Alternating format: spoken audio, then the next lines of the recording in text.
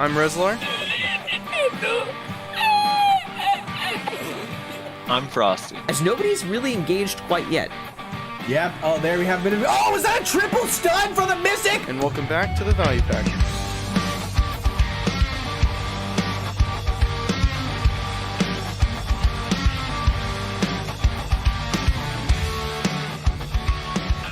And welcome everybody to another episode of the Value Pack. Now first, let's get this out of the way right out the gate, alright? There's going to be a lot of Maywa bullying on this episode because our resident Maywa unfortunately cannot join us for this episode. He is busy.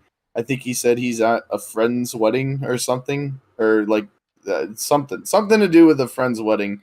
I don't remember exactly what it was, but either way, unfortunately, Nayashe will not be joining us today, so that means there's going to be extra bullying on Maywas than usual. And Maywas, you don't have anyone to defend you, so that's a feels bad. But the good news to go along with that bad news, we do have a special guest here today. But first, before I get to him, I do want to thank our lovely patrons over on Patreon: Badgerana, Infrax, Hawaiian, Auscultation, Icarian, Jessica, I Has Issues, Jeremy Johnson, Calahad, Lord Carrot, Mayo, Knight, Minarius, Invala, and Talus X Septum. Thank you guys so much, and everybody else who supports us on Patreon. We really appreciate it. You guys are the fucking best. You rock. Thank you so much. Our guest actually had him on once before. He has returned to talk about stuff he doesn't want to talk about. It's Anfield. Thank you for joining us, my guy. Rap God? New rap god? You went through those patrons. Oh my. Now, I know Ranger, you don't really like talking about Ranger that much, but we have to. We have to, man. We have something important to get to first. Nayashe mentioned more than one time that he was afraid you were going to think he's dodging. What's the story behind that? He wasn't here for the last one. I think that's literally it. Oh, that fucking bitch. Oh, was he not? No, I think I'm pretty sure he wasn't here the last time I was on. Oh, that's funny. Yeah, don't take it personally. It's something to do with EU. He doesn't really like talking to people from there. It's either an EU thing or a Ranger thing. We haven't figured it out yet, but either way, it's not personal. Like that. He knows he's the better bow class. Yeah, do you guys have a grab attached to your arrows? I don't think so. Sure, dude. So Anfield, how have you been since the last time you were on, man? There's been a lot of Ranger changes, a lot of game changes. I guess overall, how are you doing? All right. I think if we exclude balance, whether good or bad, whatever your opinion is, I think overall they've been doing a lot better. PA, that is, except for this actual last patch we had. I felt that every global lab was like really exciting to look forward to. It's like, oh, what they're going to add or change this week. And in general, I think overall it's been really positive. So yeah, I'm in a pretty good place in terms of how I feel about the game. All right. And how is the overall state of Ranger since we last spoke? I believe Ranger was basically bad at everything. This was before you were on before Successions, right? Or was Succession? No. Yeah. Was it after? Succession. No, it's not bad no. at everything when I was on. Oh, okay. I think it was like right after Successions, wasn't it? It was like a couple weeks or something. It was right after the nerfs, wasn't it? Was it? Yes. Yeah, So it was. Succession got a big nerf when you Right. had me on. Were those nerfs justified? Looking back. I think if we look at some of the classes, to be honest with you, I thought yes, but only under the justification that other classes aren't doing what they're doing right now. Like I thought the Awakenings got so superseded by most classes' Succession, and even Warrior has only just become better with Awakening now than it was with Succession. But originally their Succession was also super busted.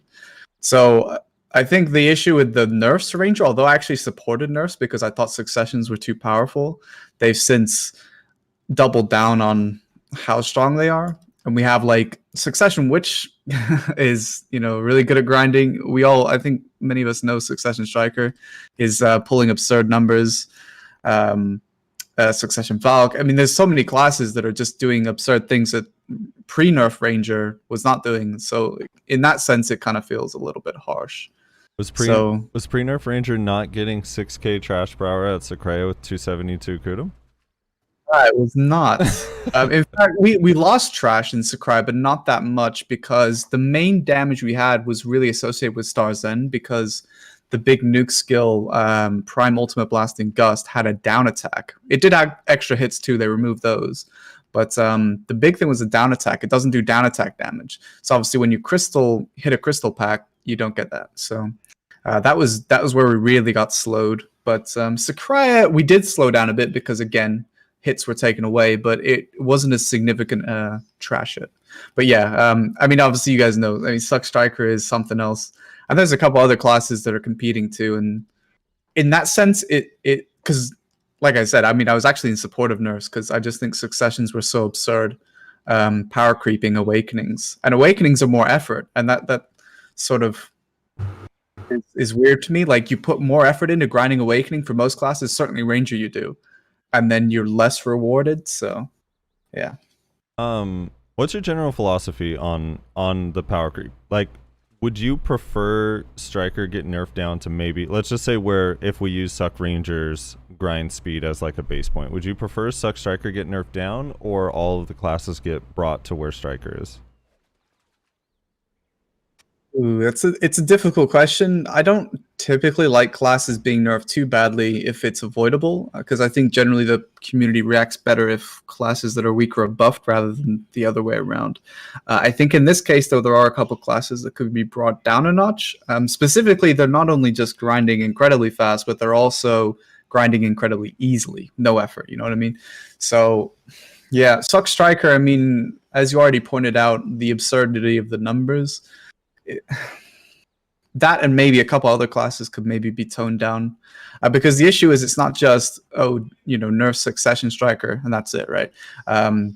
It's also like, how do you balance so many different variants, because it's not just the classes we have, which we have like what, 19, 18, I don't remember, we have a lot. Suck Hash is 20, right? Isn't Hash making I think it's 20 now with Hash, I think. Yeah. So, and Suck Hash is insane at grinding. The issue is that you have 20 classes and then you effectively have 40 because you have the successions on top of those. So yeah, it's really hard. They've kind of like made their lives really difficult with this. So I don't really know what measurements they go when they decide to buff, nerf, whatever classes. So yeah, it's a hard one because I would probably be in favor of nerfs only because of how far ahead. If it was maybe like a couple hundred trash, that's something else. Right. But for example, that Suck Strike you mentioned, I saw the video. He did like almost 6,000 with 272 AP Kudum. With 279 AP with Kudum, my Suck Ranger can do 4,400 in Sakurai. So, yeah, that's a little... it's a little different. A little bit of a gap. So, yeah, I think in this case there might have to be nerfs, although generally my philosophy on it would be favoring buffs, but in this case I think it's necessary. I think that's... So, go ahead. I was just going to say, so Hash, I just counted, so Hash is the 20th class in the game. But in fairness to BA, one of those classes is Shy, and one of those is Archer. So really, it's only 38 classes. I mean, come on. Archer doesn't count, huh? I mean, no, they don't have succession. Archer doesn't have succession, right? I see. Yeah. Well, I agree kind of with what you're saying, Anfield, especially with the overall positivity, because I feel like the last 4 to 6 weeks has been kind of weird, seeing the feedback being generally positive, and it's like a lot of it for stuff that we already knew was coming, like Odalita, but I do feel like it's every patch is bringing classes up rather than putting classes down, and there's something just when you play this game prior to the tag system, which we'll talk about, that's coming, you like dedicate all your time and effort and energy into one class, so when you get nerfed, it's like kind of gut-wrenching. It feels shitty, you know?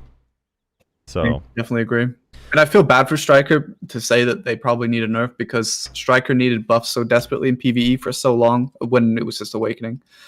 And now they've got like the literal best end of anything. But it's so absurd. Well, if they just brought their succession down to where their Awakening is now, because their Awakening now is really, really efficient.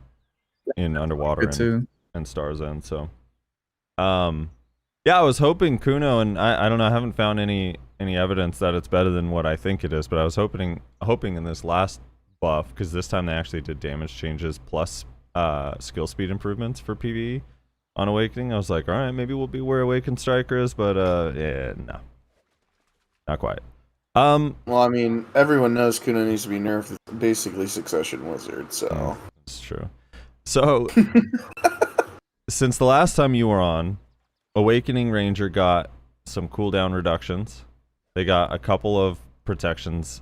Well, I'm putting protections in air quotes for like Blasting Gust. A couple quality of life fixes with you can now use like Wailing Wind on the hotbar. You can now instant swap to Blasting Gust or to pre-awaken with Blasting Gust. And PvE damage increases. How's Awakening Ranger overall feel these days? Kind of the same. Awakening Ranger is the one that's in the stickiest situation. I would say that it just kind of lacks an identity. I'm not really sure what it's supposed to do.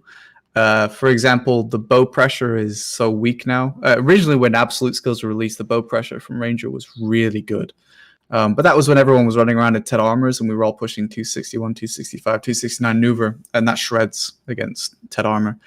Now, though, you really need the prime skills from Succession to feel anything. So the range damage isn't really there. Obviously, you'd always want to be Succession for that. It's way better. And as for like a 1v1 assassin class, at a high level, certainly higher than I can play, Ranger is still good at 1v1. But it kind of feels like Awakening Tamer. Like, yes, they are good 1v1ers, but are they ever really going to be a better choice than some others, such as Ninja, well, Kuno, I suppose, and Sork, and even Awakened Warrior, because I don't know how they got 6 weeks worth of buffs. So there's classes that do that as their role way better, and it kind of feels like, well, what? I don't know where I would put Awakened Ranger. Like, what is it really? It's still a good skirmishy class at very low numbers, and the 1v1 is good if you really know what you're doing. But again, it's like, well, am I really doing better than I would be if I was just rolling a Ninja around or a Sork? So I kind of feel bad for it. The buffs it got were good quality of life stuff. Although, again, everything is like in perspective in the sense that every class has since been buffed. Even the meta classes received buffs for some reason. So yeah, I don't know. It feels weird for that class. I mean, Succession is great. Succession, well, in large scale PvP, it's absolutely amazing. It doesn't need any changes. It's very vulnerable, but it does a lot of damage as long as your raid is good and your position is good. It's so good at high AP. But it's Awakening that I kind of feel like, where would it fit kind of thing, I guess. Yeah. What about in PvE? It did improve, yeah. Are you able to get more trash with Awakening than Suck now? Yeah. I think actually it comes down to AP. I think if you do actually have really good Kudum AP, like high 280s, I think Succession might overtake. It's certainly way more chill. I mean, Awakening just kills your wrists after 1 hour or two, but I do more trash in Star's End, and I spec Awakening always when I grind Star's End because it is faster, I feel. And also, if I have to duel for a spot, then it's more practical in that sense too than Succession is. But the big change I thought was going to be big was the Waltz of Wind not having damage reduction on cooldown. Mm-hmm. I thought that was going to be huge, but it's actually not huge. Because I kind of I guess I had like glory images in my head of like when Will the Wind could do that before they nerfed that really badly, and I was like, ooh, maybe it's going to be like that, but it wasn't. Rushing Wind's really nice, so that's good damage. And the lower cooldown of Regeneration and Tremble does help. They're not particularly powerful hitting skills, but you can put the monster damage add-ons in those, the big ones, at 30 plus 30. So that helps a lot maintaining that. So the flow to Wailing Wind feels good too, at least in PvP. Tempest. Yeah. Yeah, Wailing Wind into Tempest is nice, especially on knockdown mobs in Star's End. A question I get asked a lot is, well, because I play Kuno, so people will come in when I'm streaming and say like, "Hey, is Kuno hard to play if I'm a new player, or is whatever class they're interested in Ninja hard to play?" I hear it's like really mechanically difficult, and my friends and I debate all the time like what the most challenging classes are to play at like the highest level, And for me, I've always come down because I always hear Sork, I always hear Ninja. I think Kuno's kit is a little bit more simple, so it doesn't quite have the same complexity, like mechanically speaking. I've always said that Ranger, in my opinion, is the hardest class to play in PvP mechanically, especially 1v1, specifically Awaken Ranger. What do you think is the most difficult mechanically, and or what are like your top 2 or 3? Yeah, that's really interesting. Because I do get the same sort of questions, and it's hard to answer specifically because it depends on where you value the most difficulty. Because I would say that the kits are more expansive for Ninja and Sork in terms of how many animation cancels you can do and different things like that. There's more intricacies. But on the other hand of that, if you're looking at Awaken Ranger, it's a very slow class. Ranger doesn't escape from anybody, except maybe a Shy. I don't know. Well, even they have range CC. So it's. I suppose it's how much you value the fact that yes, Ninja Sork have like incredible amounts of like animation cancels and little intricacies, but they're also so protected. In the case of Ninja, very fast, and they have very quick CCs and the damage burst, especially on Suck Sork. Awaken Sork, not so much, I guess, unless Grim Reaper, but in general, the damage is really high, the CCs, the animation cancels, everything. The protection is so good that as long as you get over that initial hump of the learning curve, is it then that difficult comparatively to a class where you have to make a mountain out of a molehill to make the class work? There are many, I guess you could say, animation cancels that are complicated and require a lot of APM with the bow specifically. But yeah, I think that comes down to the person. I think it was what you value, and I could appreciate both sides of this. So yeah, because there's also another part of 1v1s that doesn't get talked about a lot, which is like the strategy of it, right? That's like whenever you fight like an awakened like wizard or witch that actually claps in 1v1s, you like respect the fuck out of them because of how much like they have to think about the shit they're doing, right? Because like that is not a class that is good at 1v1s. You know what I'm saying? You're talking pre-succession. So, like, I'm talking you said awakening. Awakening. Okay. Yeah, Awakening Witch and Wizard. Yeah. Like, Right. that is not a class that is good at 1v1s. And so when those people are, like, able to clap in 1v1s on those classes, you're like, holy shit. So, like, honestly, to me, like, you're talking, like, mechanically difficult. I know, like, mechanically it wouldn't be that. But if we're talking just, like, difficult in general, especially for 1v1s, like, that's up there because of just what you have to think about when you're 1v1ing on those classes if you're actually trying to win, right? The difficult aspects of 1v1ing on a ranger is it's kill or be killed. There's no reset. You can't get away realistically from classes in this game. They have range CCs and they move so fast now, most classes. So, and because we have like lingering sitting super armors, which is the last thing you want with the amount of damage being thrown at the moment, is to sit in an animation that doesn't move you much, do damage to your opponent, slow, or anything like that. You know, you sit in Breezy Blade and Rushing Wind, and you're like, oh shit. So in that sense, yes, there's a higher level of difficulty. That it's like Succession Ranger is generally incredibly easy to play comparatively to the Awakening, but there is still the same. It was like when I played Awakening in Siege when I was an enemy, because obviously no Succession then, so that was all positioning, and it's the same with Succession. Positioning is so important. At least when I had Awakening, though, if I did get a sketchy situation where someone peeled to come get me, I could quickly swap to Awakening, try and buy myself some time. Succession, it's really hard to get away from someone. If they want to kill you, they're going to kill you. You really need your allies. So it's all about like that positional knowledge. Where can I sit myself and keeping an eye out all around you all the time, because you will get peeled by. So. Like, yeah, that's the thing, right? Is when people talk about like how difficult a class is to like learn, especially when referring to 1v1s, because that's like when you need the highest proficiency, right? Like anyone can just cast abilities in a fucking large scale fight, right? When you're talking about like high proficiency in 1v1s, like there's so many aspects to it that you have to take into consideration. You know what I'm saying? It's like it's not just anti-cancels, right? It's like, oh well, we have a lot of anti-cancels, so like it's really hard. It's like, yeah, but your kit's also really fucking loaded and really fucking protected. So, like, yeah, I understand there's a lot of anti-cancels and those are difficult to pull off. But with that being said, like, you're given everything in the world, you know, other than anti-cancels to make it really easy, you know?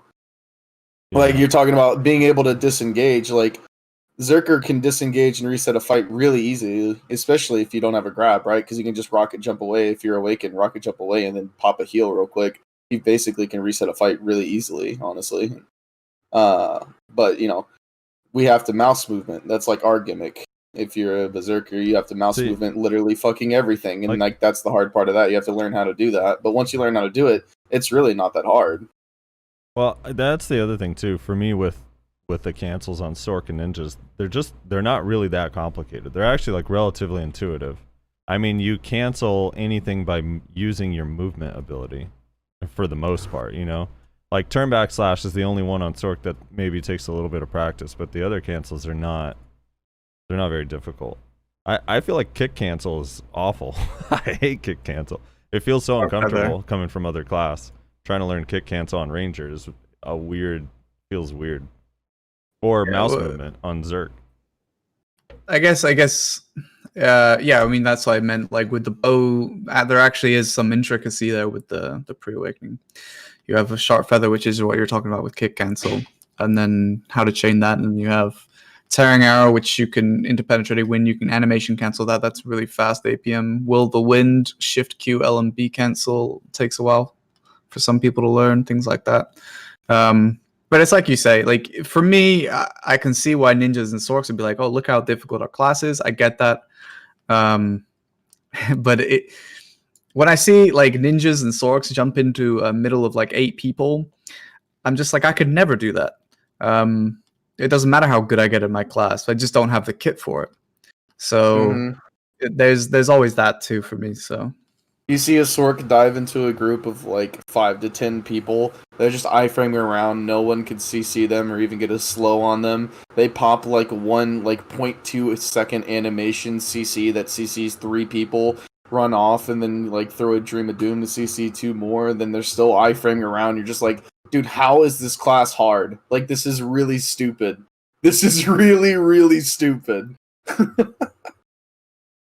How is the fun level of Ranger in Awakening with the changes? Like in 1v1 PvE, like is it with the cooldown reductions and I don't know, the quality of life stuff, like is it making the class more fun to play? Like do you recommend it to newer players like more so now than you would have maybe 5 months ago?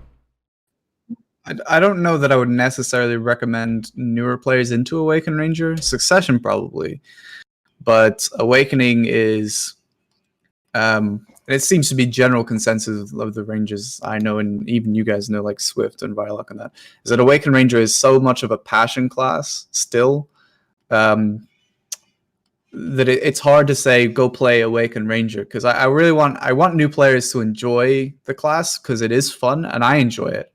But I also don't want them to feel like they're not getting, I guess, rewarded for playing the class like they might some other classes.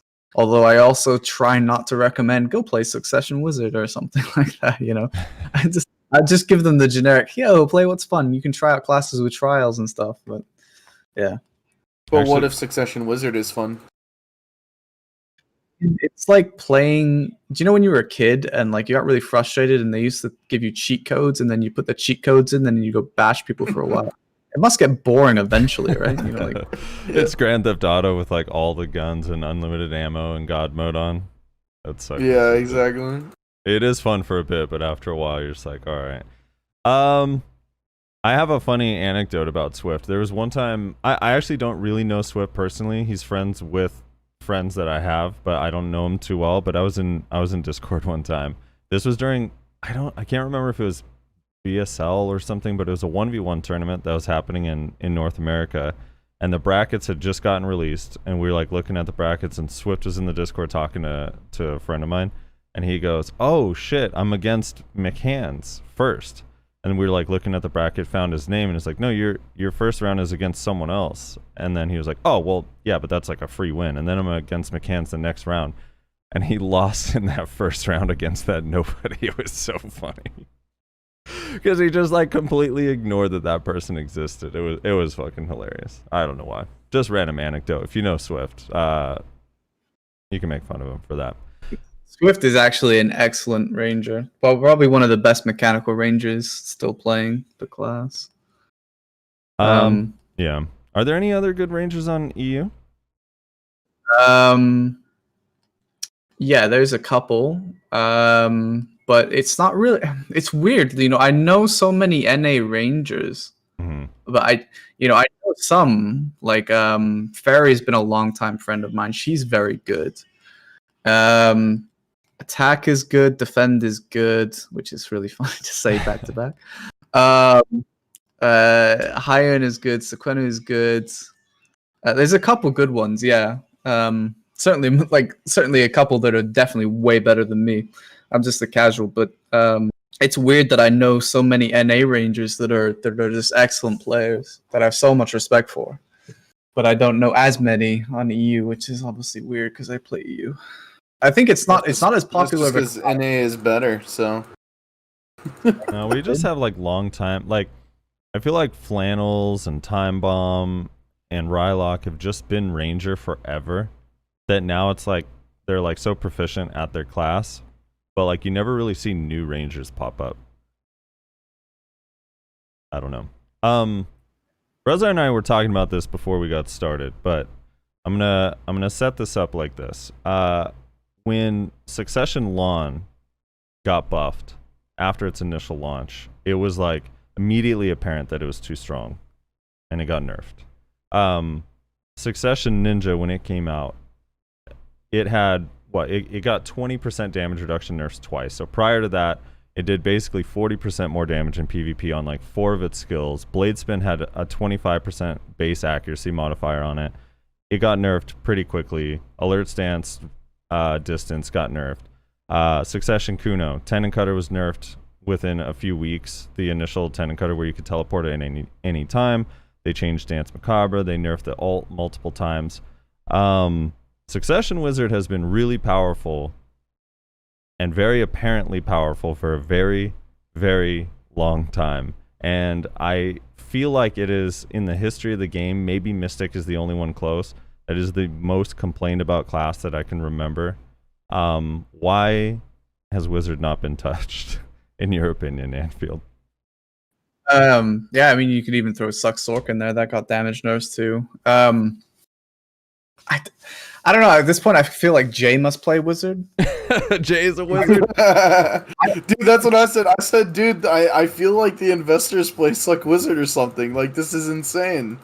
Why is it not being nerfed? I genuinely don't know. I sometimes I scratch my head and think, even the majority of people I know, there used to be people like years ago I knew that kind of defended PA. And now people don't even defend PA. Even the wizards and witches themselves don't defend the PA mechanic as it stands and works in the game. And they'll never change it. They still haven't changed it. But it's been complained about for many, many years. Wizard and Witch has always been in a very, very good state. You could argue that the 1v1s weren't great for a while. Sure, okay. But, you know, I don't know. I don't know that it's just a hero class. It's just what I mean.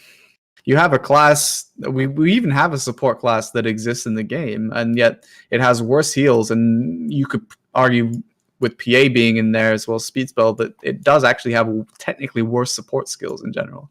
Why it has worse heals, I'll never be able to tell anybody. And then they throw in all that damage, the slows, the AoE CC. Why Meteor is protected, I'll never know. With the range it has and the massive CC range,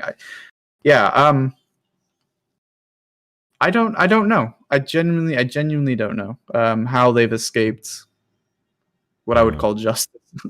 Like you were saying about the PA and how even wizards and witches don't think that PA should be working as it should. It's kind of it's funny because when Ninja was getting nerfed, every ninja is like, we're dead, this isn't fair, this isn't the nerfs that we needed, they shouldn't have done this. When Sork got nerfed, same thing, like this is too much, we're going to be useless, swap to Awakening. When Kuno got nerfed, it's like, why, this is all we have is this, and blah blah blah blah. And now it's like, Wizard is, you bring up nerfs and every wizard is like, yeah, we should probably get nerfs. And like even the wizards are just like, yeah, no, we definitely should get some nerfs. And it's just like not going to happen. Other games like BDO doesn't have a trinity, but for somehow, some way, Wizard has become the trinity of BDO. It's like the support, the tank, the frontline, and also arguably like the second best range damage class. Maybe to suck Ranger, except the fact that it can actually defend itself if it gets closed in on. It's kind of insane. Wizard is insane. Yeah, it is a bizarre thing, really, and it's universal too. There's people that would argue day and night with you on some classes. You might think, oh, isn't that obvious that that's kind of OP? But it's hard to find people that would say, oh, I think that's fine. So it is weird. And as well, Heaton did an interview with a Korean friend that I've known for a while. They used to play Ranger. And he says, no, the Koreans think, because people say that all the time. Oh, Korea has a different meta, that's why. Yeah. Well, that's not true either. So it's not true. We don't know. I hate that line so much. Like, oh, Koreans don't understand how powerful PA is, so there's not a lot of wizards, which is just literally just a lie. It's just completely wrong. So Mystic for a while felt pretty game breaking when it first came out. In two separate phases of the game. Initially because of the magic DP, and it basically could jump into a ball of 20 people and would be gaining HP, not losing. And then the CC changes happened. They nerfed the magic DR a few times. They removed some of the evasion. And then it became a meta class a second time, a year and a half later, because it was the most efficient class to grind in history for a while. But neither of those things, I feel like, had the impact on the overall game as much as Suck Wizard. Do you feel like Suck Wizard makes people not want to go into RBF? It makes people want to stop going to Node Wars, makes people want to stop participating in Siege. Is that the same sentiment in EU, and do you agree with kind of that sentiment? I mean, I think even when Mystic was at its strongest point before the CC changes, I always felt like I could beat Mystic because at that time, it's important to remember that other classes were far stronger. If Nyashi was here, he would tell you how strong Meiwa was before the CC reworks, I'm sure. I felt at that point Ranger was in a really good state because we just got an absolute skills. So Mystic didn't bother me as much. I knew it was overpowered the same way I knew Lingering Super Armor was kind of fucked up too. So I Mystic at that time, yes, it was obviously very, very strong, but I don't think it even comes close to. For example, right now, my guild that I run, we're just a casual guild, and we do Node Wars. We were doing Tier 1, and then they made these changes, and they removed the hard bracket we liked. But even without PA, Wizard and Witch is so huge because their heal is so good, and their CC output and their damage is still so good, and the slow, everything is so good about the class, even without PA, that they're so important to have in your raid. And then we tried Tier 2 recently, and some guilds have so many, the PA rotations just never end. And in PA itself, as an individual ability, makes me not want to go to Node Wars because it's so frustrating. As a mechanic. So yeah, I feel like I know other people do feel this way as well, and I know that there's Siege guilds that feel the same way and stuff, but they just I don't think there is another class that kind of oppresses you as much as the casters do. I think of like there's classes that have strong things in their kit, like the Zerker Q buff. It's very oppressive, and we've actually struggled not having any Zerkers in my guild, and so we don't have that kind of like either the 200% from Succession or the Q buff, which is still a huge engagement tool and things like that. We don't have that, although actually we did have some just reroll to a Zerker. I was very excited after a tier 10 payout. Anyway, but that doesn't even come close. None of the ult bombing things even come close to what I feel about with the casters. So yeah, it's oof. Well, luckily they did a little research and found that the kill death ratio was mostly attributed to Black Spear rage abilities, so they nerfed that a little bit. Remember that line? I read that. I was so frustrated. Reading that was so tilting. I was just like, wait. You've determined Wizard and Witch is too strong because of the 200%. Oh my god. Yeah. So we're about to get this tagging system. And the tagging system, I think, has a lot of really cool, exciting things about it. But one of the things that, I mean, is joked about in probably every guild Discord, every Discord is like, well, now we're not going to be useless to our guild. We can tag a succession wizard for Node War. So my question to you is, if every guild has a majority of their players tagging Succession Wizard for Node War, do you think at that point, maybe that would be the tipping point for PA to be like, maybe something's up? Yeah, I mean, you'd think, right? But there's so many points in the past where I felt like, aha, now they're gonna realize. In fact, actually, it's funny. A guild recently disbanded. A kind of like prevalent tier 1 guild disbanded on EU, and they gave the guild to Horsey. I don't know if you know him, an EU streamer, right? Plays Wizard. He is now recruiting only Wizards and Witches into the guild. It's a full Wizard and Witch guild that he's using it for. So that's going to be real interesting. So yeah. I mean, maybe that they'll notice at that point, and perhaps also notice what people are maining, and then what they're playing in PvE. I think that could also be interesting as a potential statistic that they might look at. But yeah. I don't know. Who knows? If all they're looking at is skills and Node Wars, then I don't. Yeah, basically it's going to be like, all right, everyone that participates in Node War and Siege tagged a wizard, and everyone who doesn't but takes grinding very seriously tagged a striker. Yeah, it's kind of, I don't know, man. How do you feel about the tagging system overall, since we're on the topic? Do you think it's a good thing, a bad thing? What are your thoughts on that? I think it's good. I think it makes the game more alt-friendly. A lot of people I know are like, oh, I like this class. I have people that are literally going back and forth between classes every day. It's insane what they want to play. And I think it'll help alleviate that. I think other MMOs are a little bit more alt-friendly because of how difficult the gear grind is, and how much of a shotgun move it is to just be like, all right, I'm swapping my stuff now, because you can't just go buy them in the Pearl store anymore to swap them back. You know, you have to potentially do the seasons or whatever. I don't know how else they're going to do them, but yeah, I think overall it's good for people that want to swap. I do think we're going to see a bigger rise in people that have PvE alts for that kind of thing. I would consider it myself. I have a Guardian that's pretty well set up, so I could like swap to that instead of my Ranger, because I want to grind, for example, Turos and Ash Forest even. I don't know if this will work for Ash Forest, but Turo Spot has, in Odalita, has a lot of CCs. And Ranger does not have the kind of protection on the damage output, so I'm just going to be like, I have to stack a lot of resistance, or, you know. But Guardian, I can just sit in super armor all day, so that's not really a problem. So that's like something I would consider as well. I do like to level my Ranger, but realistically, I don't need to. It's just like a vanity thing, I suppose. Yeah. So yeah, that's it for me, I guess, on that. So you're gonna be tagging a Guardian, huh? You're gonna give your hands a break? Maybe, yeah. Just put like a weight down on Shift, and then just press buttons every now and then. Just press Q and F occasionally. Yeah, pretty much. That's all you have to do. Breslar, I assume you're tagging a Zerker, no?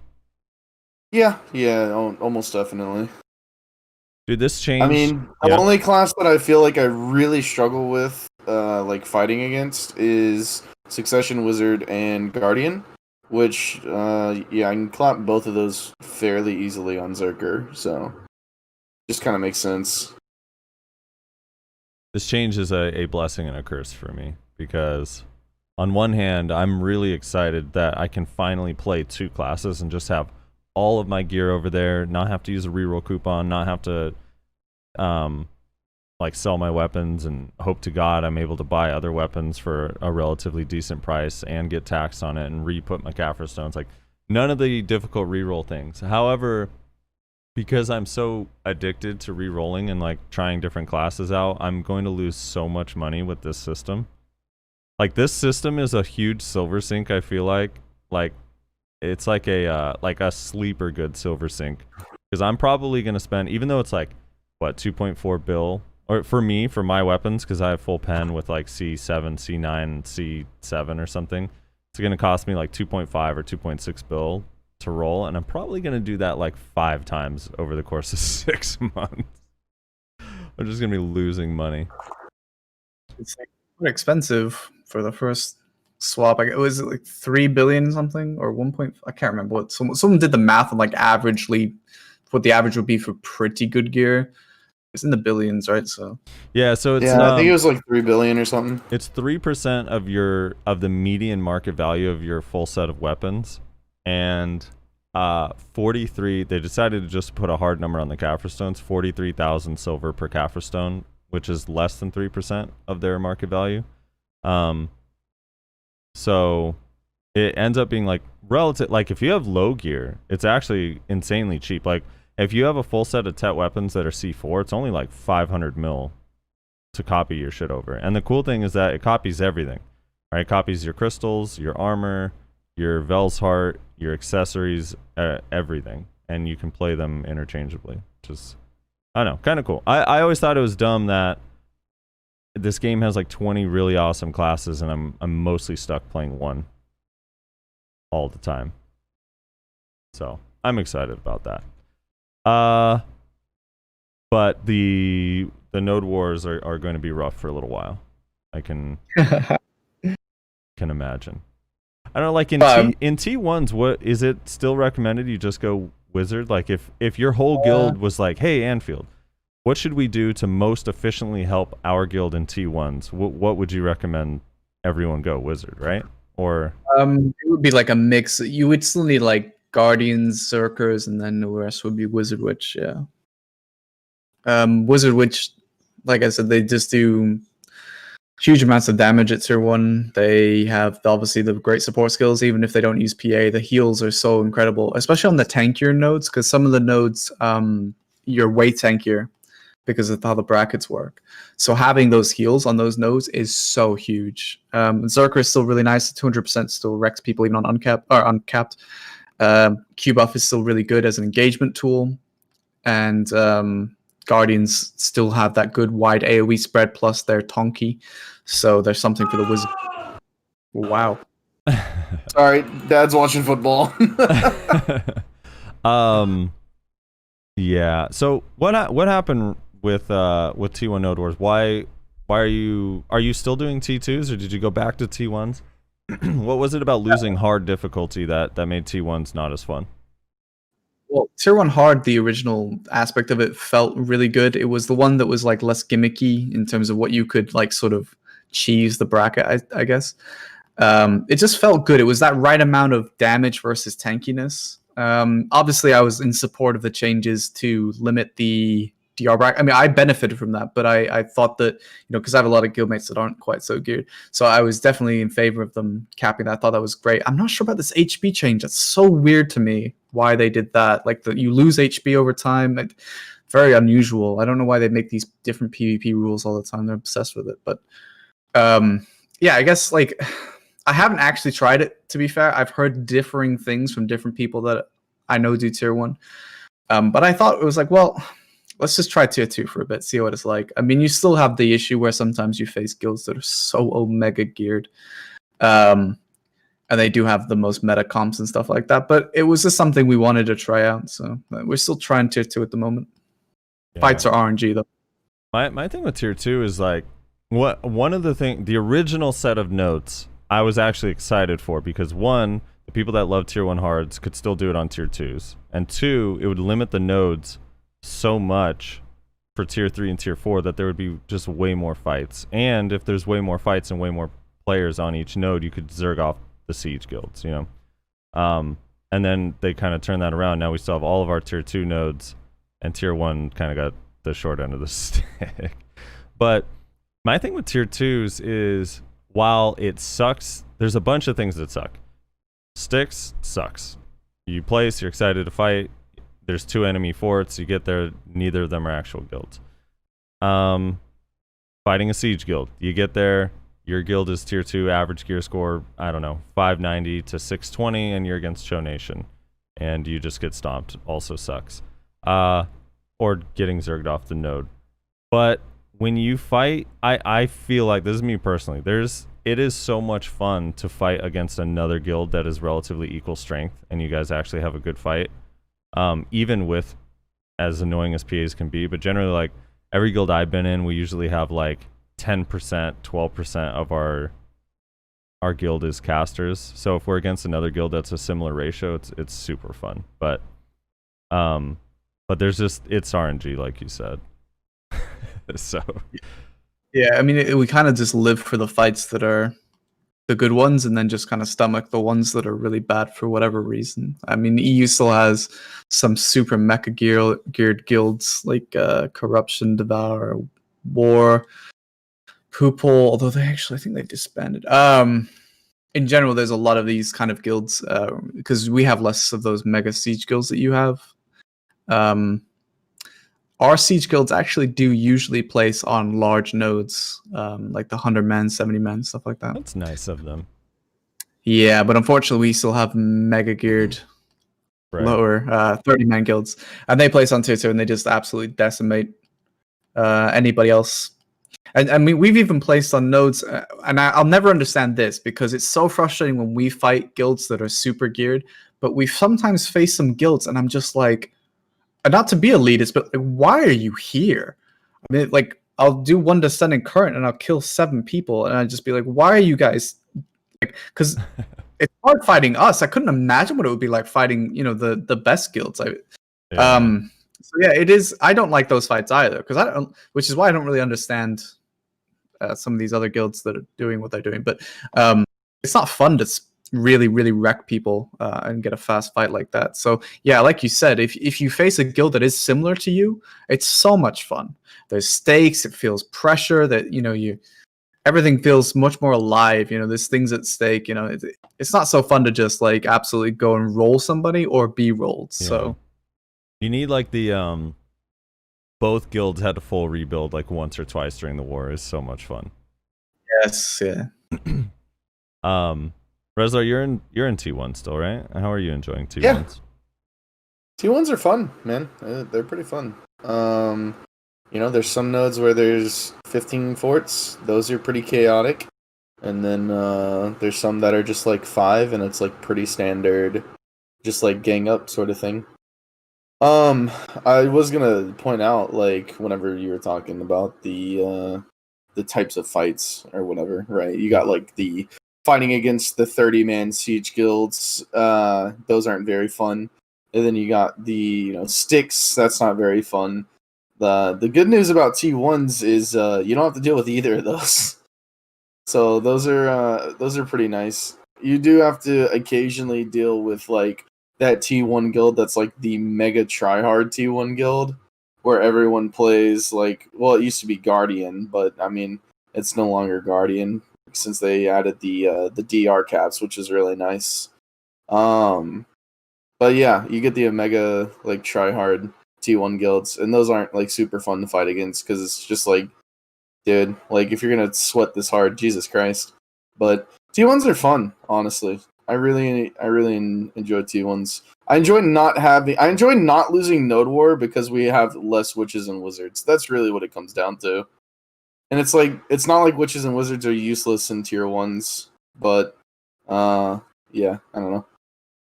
Like if we tried to go to tier 2s, like as we are right now, right? We went to tier 2s. We would lose against like siege guilds. We would have to deal with snipes, both of which we don't have to deal with tier 1 guilds. And we would just straight up lose fights against guilds similar strength to us because they're going to have more witches and wizards than us. Because we have like fucking 2 or 3 of them. So that means we just lose because we get out PA'd. So like, why the fuck would we go to T2s? I mean, man, it's not even the LPA. Like, we just recently, the guild I was in before it died, recently we fought against Vertex, and it was a 40-man. And, like, strength-wise and average gear score-wise, I'm like, dude, this is gonna be a really fun fight. And then they had, like, 27 wizards.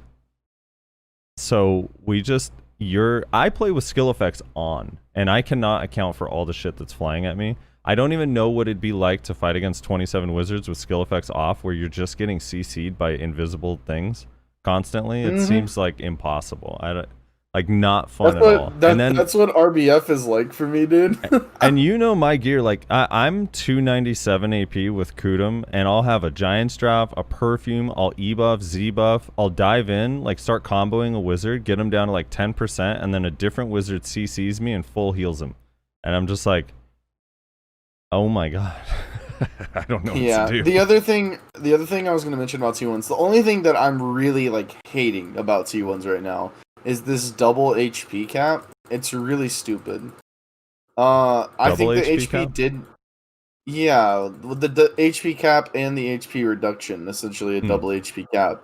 Because essentially they did two changes. HP did need to be capped, right? Like that didn't need to happen because like Berserkers were really hard to kill because they were walking around with 7k HP on T1 Node Wars where no one can do damage, right?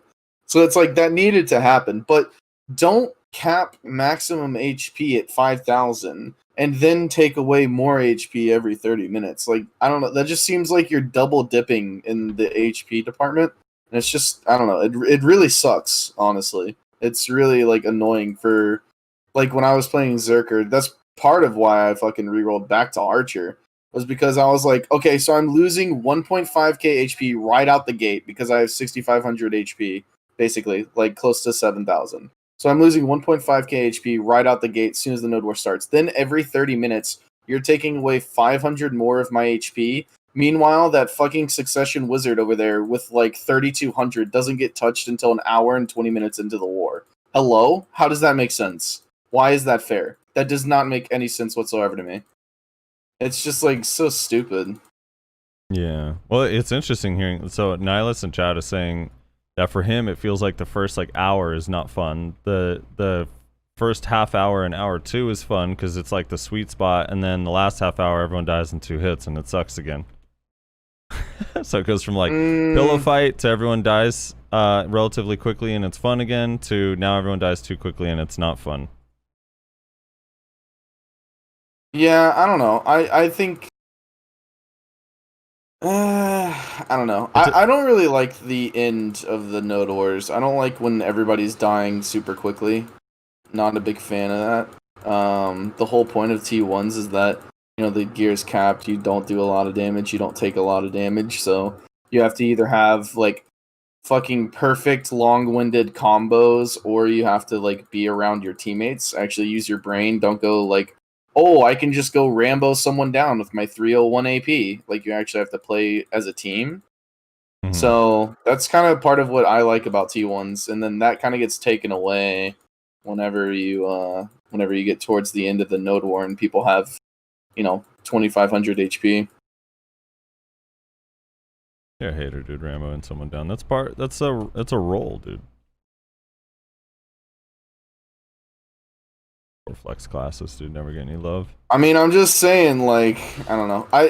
There's nothing more frustrating to me as someone who's never been on the high end of gear than just straight up being gear checked by someone.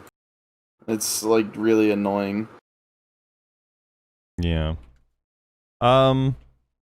It's like, I get if you have high gear, you want to use it, right? So that's why you go to T2s or higher, right? But right. Like, that's what I like about T1s is I don't have to worry about getting gear checked. Like, if they killed me, it's either because I was fighting around another one of their teammates, aka I was out of position, or, you know, we were just diving the base or something, or because they executed a really fucking good combo. And, you know, I don't feel too bad about that, so. Anfield, what is like the sweet spot? Like, do you feel like T1s at the moment, like people feel too tanky in the early part, or is it the late part that bothers you more? I can't really comment because I actually haven't done it since they did the rework. So, like I said, tier 1 hard was my sweet spot. I liked it just felt right. In terms of how tanky you were versus how much damage you did. I felt like the earlier nodes, easy and medium, some classes thrived far more than others. I had a lot of complaints from my guildmates saying their class felt really bad at the earlier tiers, which is annoying because tier 1 medium was like the most popular and tier 1 hard wasn't that popular, which annoyed me because it was the most fun for me. The other issue, tier 1 hards, I guess is probably this. I don't think they've changed it, so it should be still like this, but tier 1 hard has the worst nodes. Briefly, tier 2 was going to become the new tier 1 hard in terms of caps, and I was really excited because Tier 2 has a lot, so many really cool nodes. But Tier 1, like for example, one issue we have with Tier 1 hard is on Friday. There's 3 Tier 1 hards. They're all 55 man, and they're all dead because there's one guild that can bring that many numbers, and they zerg you out, or you just get a snipe and no fight. So, I was actually excited for that change. I know a lot of people that really like Tier 2 as it is were not. I know some of the most geared guilds were really upset at that change because they don't want to do Tier 3 because there aren't enough Tier 3 30 man, I think. So, yeah, I can't comment on current state. Obviously, when I read the patch notes, the thing that stood out to me and has been talked about, I think, in your chat as well as Rez, but is the issue with the HB. I don't really understand that. I understand capping HB. I don't understand the continuous reduction. It seems a really unusual change. So, I think the going theory is that the reason they did that is because there were like 15 guilds on nodes, and like there was a lot of nodes that weren't being taken because there's just too many guilds that were hard turtling to stalemate, you know? That's like the going theory that I've been hearing from people. I don't know if that's true. I don't even know if I believe it, but that's what a lot of people have said. You know what they needed to do instead? At the 1 hour and 40-minute mark, add an Elder Drake. Whoever gets it gets an execute. Would have let's saved the game, not. dude. I mean, it's basically what's happening. What, Anfield? If you get enough kills, you can summon Garmouth, and she does like a strafing napalm run on the base. Yeah, dude. Nihilus says too much League. Like some Call of Duty thing. Dude, League has definitely like made me start thinking about like I wish there were side objectives in Node Wars that weren't just like run your ball into their ball. I really do. I wish there were other like side objectives that you can get that would give you advantages that were worth fighting for or splitting your ball up for. I think that would make I definitely feel like that could be something for Siege. And I think that's one thing they did actually mention. They're like, oh, instead of nerfing some classes and benefit others, we're going to make all classes feel better by doing more objective stuff in Siege. I'm paraphrasing. They said something like that, I think, in the Q&A. So maybe we get something like that. I would like to see it. I'm a bit weird. There's some things, class balance aside is a whole different thing. There are some things I don't like in Node Wars and Sieges, and one of those things is cannons. And I know some people can be like, what? I hate cannons so much. I think the whole idea of sitting in a cannon, try to put it in the most buggy position possible is bad. I like elephants. I think elephants are cool, but I hate cannons. I hate when you're defending a castle and you're being cannoned by multiple guilds. There's nothing you can do about it because they spawn inside your base and just body throw. You can't repair because you get knocked down by cannons. I hate cannons. The other thing I hate is stun traps are good, but I think how long they stun you is really bad, and that drives me nuts. So there's a couple things I have gripes with, but I definitely think objectives could be really fun. Maybe they give you a buff if you claim something, you place a flag there and defend it. I think that's cool. A nice quality of life thing would actually be able to move your flag and remove it, though. I really hope they add that one day. Just remove it, dude. Just let us remove the flag. Yeah, that would be cool. Wouldn't imagine, dude. I don't think they have the technology for that, though. You guys are thinking way too far in the future. I like cannons, but I definitely hate the part about them that they're like you hide them in a buggy place. I almost feel like every Node War zone needs to have like maybe 6 to 10 designated cannon spots that are like the only places you can place them, and then that way A, people know to go check those spots, and if you really want to defend it, you have to commit people to it, and B, having like a whole guild has to climb up a ladder or something, in like the one in is it Balanos or whatever, where it's like you literally have to climb up a ladder to get up there and you're just being killed as you climb the ladder. It's so stupid. Yeah, here's how I kind of feel about it, because I don't know if I got my point exactly across. Is I don't hate the idea of what a cannon is as an objective. I think that's good as a equipment. I think that someone has to get on it and get into the buggiest place. I don't like that. I think it would be really cool if you could just place cannons and they would just auto shoot. And the objective would be defend your cannons, play your class, not shoot a cannon. Like, yeah, it's like Savage Rift. You know, it's like we have this great combat system, but don't you guys want to sit in flame towers and shoot matchlocks all day? Like, no, we don't want to do that. So it'd be cool if you place the cannon and it would automatically shoot for you. Maybe there's some designated spots, very limited spots that can be placed in that aren't buggy and weird to get to. And then, you could have a designated, because it would improve the people that don't like fighting in blobs as classes that don't do that very well. So it would be great for them to be like, okay, well, we have to defend our automated cannons for a bit. How you could even put like a little NPC that shoots for you, like, I don't know. But I guess that's how I feel about it. But I like the idea of it. Yeah, exactly. So that'd be funny. That'd be fun if they're not artisan too. They miss a lot of their shots. You got to put like a good worker on there. Yeah. Dude, the problem with the automated cannon is you probably would have this really dumb thing where like half the node wars you place the cannon and it's either not shooting or it's shooting the wrong way for no reason.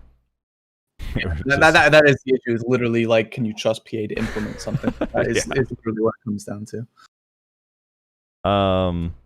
Okay. So, in the interest of buffing awakening skills, they've decided to add a system, which I heard on your stream you claim you came up with, but you were against the idea because of the faults, which I'm sure you'll elaborate for us. But they're creating a system called bond skills for awakening, where you have 6 options. You can choose one of your awakening abilities, one of the 6 that are presented to you, to either add a CC if it doesn't already have one, or add a protection if it doesn't already have one. So basically giving you one of 6 options to have a protected CC in your awakening kit. So for you, Anfield, what are your thoughts overall on that system? What are the positives, the negatives? Do you like the system, dislike it? What are your thoughts? Yeah, I mean, that was mostly a meme. I did actually say some things very similar. I think it was over a year ago, but then I was like, wait, actually, hang on. I guess I'll now explain the flaws. My first issue with this is, one, they're adding it for everyone, and the problem is there's some classes going to benefit way more than others, and it feels like the strongest classes will benefit. God forbid I don't even know what skill Guardian would take, because they all sound amazing. Like, I do. I know exactly which one. Bound on God Insider? Do I want Shift R and B have protection on that, or do I Shift F? So it's.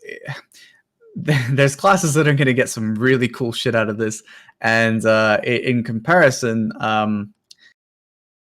whereas I can only speak for Ranger specifically, and our best one is probably Waltz of Wind. That's not that great. I like the idea of that they're thinking outside the box. I'll say that. I just think that the issue I mentioned already about the meta classes getting protected CCs, they definitely don't need. But also, I think my other issue with it is basically that you don't know. If you spend a lot of time learning the other class, like, okay, I know what openings I have, what's CC, and then they throw this in, which is like just an element of RNG you can't predict. I guess that's my problem with it.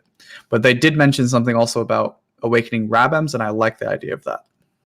Yeah. So you don't think Waltz is? I mean, I guess like in large scale, you're just gonna die in it anyway. But in 1v1s, I feel like the Waltz is kind of cool, because if you can kind of threaten people's frontal guards with that. No, because you can, yeah. Yes, because it's a knockback, but you can go through forward guard, and we do it already to try and risk it against like Sorks and stuff like that, because sometimes you get like a catch against them because they use a lot of forward guard. But because it's unprotected and we don't CC on every hit, oftentimes we get caught instead. So Waltz is the best one, simply in my opinion, and a couple others, I guess, simply because it's a movement skill, and obviously what we lack as Rangers in Awakening is mobility. So having a skill that pushes you forward, attacks and has CC, and now is super armor, is very good.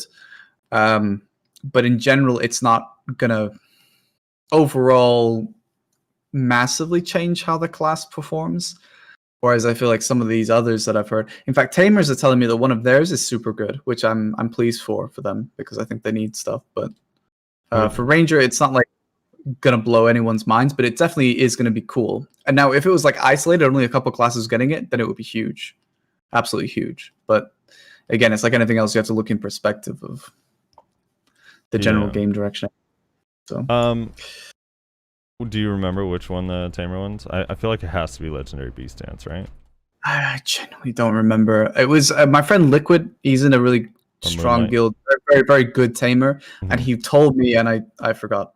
But I know one thing. I know it does a ton of damage, because he can almost one hit me with it. Yeah, someone actually mentioned just in your chat, and that was another good example, is Serpent. They just buffed that skill. They buffed it, and now it's going to get the bond where they can put forward. Yeah, like things like that. I'm just like, yeah, but why though? So yeah. Anyway, that was a good point, Mr. J Step. So that's kind of how I feel about it. But I will again reiterate that I like that they're kind of thinking outside the box and being like, how can we like sort of make things more than just tweaking numbers? So. Right.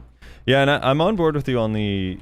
I mean, I don't know. I think every class should have gotten it. I just think that they should have been a little bit like, shift F on Guardian getting a float is absolutely insane because the cooldown on that shit is so low, and having like just a ranged float on a Guardian that they can use every 7 or 8 seconds is insane. That's super armor. That one is like, I don't know. That one probably bothers me the most of any of them, but. I know I do like the idea of it being customizable. I think they need to come up with some sort of solution that's people can be aware of what skill you're using, and there also needs to be a cooldown of some sort on swapping it, so you can't just swap it on the fly. But overall, I think it's kind of cool. I mean, to me, I've just never understood why Awakening can't have any protected CCs. This spec is supposed to feel powerful, and like every pre-awakening in succession has one. Is odd, but I don't know. Like when I always found it weird they ignore their own rules, right? They did the 2018 changes, which was supposed to remove protected CCs, except for like maybe one per class in the pre-awakening, and then instead some classes ended up with them, and then successions came out, and then also the other thing that annoys me is CCs that have CC on multiple hits, which was another thing that was supposed to be removed. That was supposed to move to only one hit. And that was actually the thing that made resistances so powerful. Was originally every hit on the skill, if it had a CC, would have a CC. Then they made it only the first hit. But some abilities, for example, Suck Valk, we would know all about that. Can CC on multiple hits, and that's something that really annoys me. So yeah, I don't know, it feels like they make these arbitrary rules and then just don't stick by them and then reverse them later. So yeah, I'm sure we asked you about this last time, but what are your thoughts on resists? It's the single most annoying mechanic to me, I think, in the game. I think it's anti-skill, it's RNG, and I think there's so many negative parts about it. So like, for example, even just like, obviously you can argue about the RNG on the CC and things like that, and how it's annoying for skilled players to fight, because it's like, I go in for an unprotected CC, which is a risk, and then I should be rewarded with a catch, but instead they resist and then CC me. That kind of stuff is obviously really bad. But even like, imagine being a new player and you're like, okay, the combat is really interesting. There's a ton of classes I need to try and learn. I'm going to fight them in battle arena and then try to learn what a skill does. And then you're like, okay, I'm going to throw a CC. Okay, well, he's protected there, but he actually wasn't. He just resisted your CC, buddy. Unlucky, right? It's like, how are they supposed to learn by visual recognition that something is protected or not? So it's really, for me, it's a very frustrating mechanic. And I feel that it wasn't an issue before, even though the system existed, because there were CCs on multiple hits, so it was so hard to resist things. But now it's obviously much easier for most abilities since they only have the CC on the first hit. So it does frustrate me a lot. And I think overall, it's one thing that they could really address that would really improve. There's lots of elements that are frustrating in PvP that are maybe harder to address, such as desync. Class balance is always difficult because one person might say something about a class and another person's like, no, we're not OP, you're OP. So I guess like the resistance thing is something that, I'm really going to present to you a counter argument that was presented to me. So this comes from mostly players that run DR, because it seems like if you run DR, it's a little bit easier to run a resist build because you have Nuver and Griffin, right? And then plus, depending on the class that you play, some classes like Valkyrie or Suck Guardian have inherent resists. Someone said, well, if you're going to remove resists, then you should remove evasion as well, because why do I have to deal with the RNG going against evasion builds, but evasion builds don't have to deal with the RNG going against resists? What are your thoughts on A, that argument? And B, do you have any counter to that? Do you feel like those are the same or similar in any way? I don't feel they're the same, but I have heard this exact argument before. I understand why someone would come to that conclusion. My own personal opinion, though, is you could start really going down a rabbit hole by linking some of these things. If you're going to attack evasion being RNG, you could also attack critical hits being RNG as well. The only evasion I don't like in this game is special evasion. I think that's a stupid stat too. I don't want to have blue crystals in my chest. That's mostly my problem. Yeah, I know. It bothers me so much. At least give yellow special attack evasion crystals. Jesus. Yeah. They're actually adding a new perfume too, that you grind from the turret spot that gives you special evasion also. So that's like a complete. As I understand it, if I'm correct, if you hit critical of any type, or down attack critical, or I think is it down attack? No, it's down attack, back attack, air attack. If you hit those, it completely ignores all of the damage at the chance that you have it. Yeah. Crit as well. No. So here, critical is different than those three. Those are special attacks. Critical is different, as far as I understand it. So the way I've understood it is it's. Let's say someone hits you with Serpent, right? Flow to air attack and crit. Apparently, special attack also affects crit, but I don't know if there's been a test that disproved that. But whether it does or doesn't, it doesn't remove all of the damage. It just removes the modifier. So a Serpent that normally would get the air attack modifier now is only doing normal damage with no bonuses. This is the problem in BDO, man. Like, right? You have to try and figure all this stuff out, and it's like there's nothing explained. And yeah, you're probably right. But no matter which way you look at it, it's still a frustrating stat, I think, that shouldn't really be in the game. Yeah. But looping back to the evasion thing, I think evasion is pretty consistent, and people that say, oh well, you're going to evade certain hits. True, but I think like evasion RNG doesn't decide the outcome of a fight. It can make you not be able to kill somebody, it's true, if they evade enough and you don't have enough accuracy. Okay. But the difference with a CC being resisted, for example, if I'm playing Awakened Ranger, right, like I explained earlier, it's kill or be killed. If I go for a grab, but someone resists that grab and CCs me, I'm dead. If I'm doing damage and they just don't get enough damage from me, then I'm probably not dead. Yeah, I'm just not apparent. I'm just not going to kill them, right? And you can see it as well. And also when someone has when I'm playing Awakening, especially, if someone has a lot of evasion, I know I can feel it. And I'm like, okay, when I get this guy CC'd, I'm going to have to put a lot of self buffs on to try and get him comboed. I need to do a long combo. I think it's very different to say evasion is an RNG thing too. It is, but not in the same critical sense that resistance is. Resistance might be okay if we had like sort of like long time to kill and we needed multiple combos to kill everybody, which some people support. I don't personally, because I think it doesn't work in the game, because some classes can reset fights way too well if they can get up multiple times. Anyway, that's a different thing. But yeah, so I feel differently about evasion RNG versus resistances. Yeah. Plus, I just think they've made it so easy in the game now, especially once we get Odalita, to get accuracy. That like evasion being a major issue is just not really a thing. I don't know. I hear people complain about like the evasion DR thing, and maybe DR could be a little bit better, but you have to keep in mind that to be real evasion, you have to go lead burrs, which means you sacrifice damage output because you no longer have begs. I think that needs to be considered. I'm not saying DR shouldn't be buffed, but I'm just specifically, sometimes I feel like I have to remind people, okay, well, just keep in mind that someone that has full evasion is sacrificing their damage output, which on some classes they can get away with maybe a little bit too well because of certain passives and stuff, but it's something worth keeping in mind. But yeah, like you said, in fact, I'm going to go for a Teturo belt myself, and I have Lee Burr's gloves on my Ranger, but I have a Dawn Earring to offset that, so I don't have like double distortion. So yeah, I'm going to do a Tauros as well. I actually can't wait. Can't wait to get that thing, dude. Yeah. Yeah, I don't know. For me, the resists are just... for me, the biggest killer is... I actually don't even mind as much if a player's standing up and I attempt something and they resist it. As frustrating as that can be, more frustrating is when I'm just doing my cookie cutter combo and they resist the second flow and then I die because of it. It's just like instant. I don't know. You know what I mean? Like if I grab you, start my combo, go for Shadow Stomp, you miss, and then I'm immediately grabbed or whatever, mass destruction, whatever skill it is, right when they get up, and you just instant lose right there because of the second. Like, you're already CC'd. Like, you already got caught, and now just like by random chance you're back up is crazy. And yeah, with evasion, if someone's super tanky, like, you can feel it immediately at the start of your combo and know, like, all right, at the end of this combo I got to get out before he gets up. I don't know. Fuck Yeah. resists.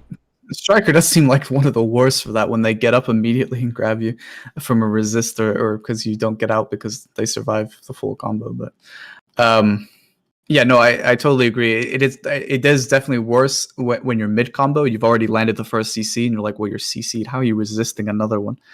That is definitely something that's quite frustrating. So I totally agree with you. So I asked you this on your stream the other day, but I would like to get your answer here. One of the arguments presented to me with the bond skills is that it overall, adding more super armors to the game is just a buff to grab classes. Do you agree with that, or what are your thoughts on that with the bond system coming? I think that's highly unusual of an argument, to be honest with you.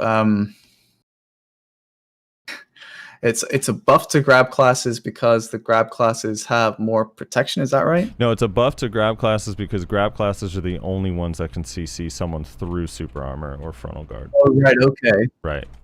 Interesting. I guess I could see why someone might immediately come to that conclusion. I don't necessarily agree with it. I don't know. I'm trying to think how I would really argue for or against that by like giving maybe specific examples. It would be helpful actually if Nyashi was here, because obviously he plays a non-grab class. Whether he support, is he the one that came up with that, or is that someone else? But it does sound like a Meiwa thing, doesn't it? Fucking Meiwa thing. God damn. No, I'm trying to think. So when like for me, my counter argument would be every class is getting a protected CC, which is kind of takes the, regardless of what people say about grabs, like you generally don't really have to think about using a protected CC either. It's not like, oh, I have to know exactly what they're going to do in this moment when I fish for a CC with something that's completely protected. For example, if I'm a mystic or a striker and I'm using their new spiral cannon or spiral torpedo that has super armor, right? I'm not thinking about what they're doing. I'm just gonna go for it. Like, yeah, you can think about it and it'll increase your odds of catching someone, but it's like a no risk, like very, very, very low risk, even against a grab class, to get grabbed out of spiral torpedo or spiral cannon is very, like, you're a ranger. If I spiral torpedo at you and spiral torpedo on mystic has super armor, are you feeling comfortable just grabbing me out of that? Spiral torpedo towards me. To be honest, I haven't had to deal with someone spiral torpedoing since 2018. But can you mouse movement it? That's a good question. I don't know. Maybe. I don't genuinely anymore. I don't know whether you could mouse movement or grab out of. Can they grab fast out of it? That would be the only risk to me, because otherwise, what, you just sit in super arm, I breezy blade, and then let them hit me and grab? Or do they grab quickly out of it? I guess I would need to know more about the skill, because genuinely, outside of them using it in combos, sometimes I don't see mystics that are knowledgeable. Right, of course. Spiral torpedoing. So I would need to have the scenario actually play out to know it, or ask a mystic main. So if they can grab quickly out of spiral torpedo, then it might be a problem. And in which case I would just evasive explosive away and reset.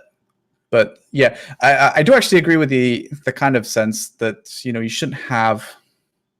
I kind of have a feeling about things like this. Like, I don't think skills should be like omega skills. So I think Meteor is an omega skill because it has huge AoE CC, huge damage, and protection. I don't think skills should have all three of those at once ever. You know, range. generally, yeah, exactly, and super ranged, exactly, yeah. So I would prefer skills have one primary asset, and then maybe sometimes have a secondary asset. So if a skill has a lot of damage, perhaps it shouldn't have protection and certainly not CC. If a skill has medium damage, then maybe it could have protection or CC kind of thing. Does that make sense? Yep. So that's kind of how I feel about it, I guess. It's an interesting thing. On the other flip token, if more classes get more protections, these sort of complaints that classes that they can't do siege stuff because they're CC'd all the time, maybe that diminishes a little bit. I don't know. It's a hard one. It's hard. Grab's having super armor. Are you for or against it? Oh, against it. No. If you have a grab, you should absolutely never have protection on it.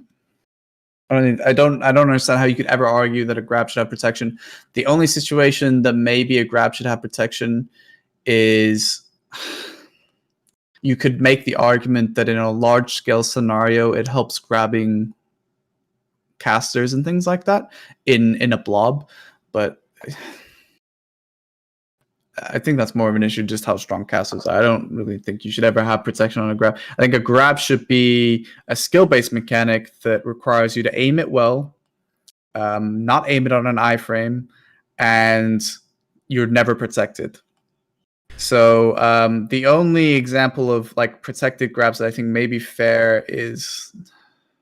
Well, like think about about the success of like a striker or Zerker where you're kind of locked in the animation after you've grabbed them, like during the punching or Zerker. I think it's okay after success if it's like something like that. Absolutely. I'm talking more about you attempt the grab, right, and you're protected making the attempt. That should never ever be a thing. I think if your grab animation is fast, there's no reason it should have protection on it either, even on success. Zerker should have protection, in my opinion. Striker, yes, okay. Only during the punch. I could see right. Only during the initial part of the grab. I'm fine with that. I think that's fair. Yeah. Those are the only unique situations I think it's fair for having them protection. Yeah, because it is powerful CC. Oh yeah, Guardian too, because during the little poke thing they have to like throw it over their head like that's the thing, is like that animation is fine being protected. It's just the attempt and the fail, like neither of those should be I think it's so weird that you could just try to grab and the thing that makes it even more difficult is that a lot of the protected ones, not counting Zerker, are really low cooldowns, like 7 seconds. Yeah, the Ranger one is 10, is completely unprotected, and regardless of whether you succeed or not. So I think that's a good trade-off. I think the grab is good if it succeeds. The only issue I have again is like if someone resists the grab, I'm CC'd, and that's kind of frustrating, even though they should obviously. And it's funny too, because the worst offenders of classes CCing me from a failed grab are actually the other grab classes. I don't, it's not really the, for example, like it's frustrating to be out-traded on grab just because I get resisted and the other person then grabs me afterwards. That's quite frustrating, more so than it is of other classes that don't have grabs. So, but yeah, no, I completely agree. I don't think you should ever I think it should be a massive trade-off. And it was like I was kind of referring to earlier. Skills should have one primary thing that they do well, whether it's damage, CC, or whatever. Grabs are already an incredible function. They shouldn't do any kind of damage. There should be just the CC, and they shouldn't be protected except, like we already discussed, very, very occasional circumstances. Rosler, your thoughts? I mean, fairly reasonable, honestly. Yeah. I don't know. I think a lot of the anti-grab crowd just doesn't realize that, like, I don't know. It's hard for me to say because I play from a Zerker perspective, right? And grabs, other than grabs, we have moving shot and stomp for like fairly quick, like CCs. Mm-hmm. So like the grabs are all we have, right? Now, if you're talking about like warrior, then there's a lot of options there to get CCs on people. But it's hard for me to talk about it because Zerker, it's all we have really. So I don't know. I do think a lot of the people who have a lot of issues with grabs, and I'm not necessarily like you, Anfield, but like the people that have a visceral hatred for grabs and wish that either A, all grabs were removed from the game, or B, that everyone had a grab. I think they just don't understand that classes that have grabs, generally speaking, not always, generally speaking, have less opportunities to CC people outside of those grabs, right? So my favorite example is Dragon Bite, right? It's a protected movement fucking CC on a 3-second cooldown. Give me another fucking protected movement CC that's on a 3-second cooldown. Hint, you can't, because it doesn't fucking exist until the bond skills come out and Ninja gets one, which is kind of insane. But I don't know. It's just I don't know. I think it's really just people not understanding and not playing other classes, honestly. I think it's true to an extent. I think we also have to factor in some classes are far more successful at getting their grabs off. A warrior is so oppressive for this because obviously, you know, they play it on high FPS and it sort of breaks the game. They sit in positions that don't show on your screen properly, and then they're just teleporting around. But you have a grab that is so easy to land because their engage is so fast and so good. Movement in this game is a whole different discussion, but specifically talking about the engage, they engage into that grab so quickly, it's hard to punish that. So I think sometimes it for other classes that are non-grab classes, it becomes a frustration because the engage can be difficult to you know, like if you're I don't know, if you're a Mei or a Musa, you know, and you're being outrun by a warrior, it gets quite frustrating, you know. So I think sometimes like the engage is something that people factor in as a frustration. Some grabs you could describe as engagement grabs and some as reactive grabs. You know, like the ranger one is very reactive and defensive because we're not going to engage quickly on anybody's position.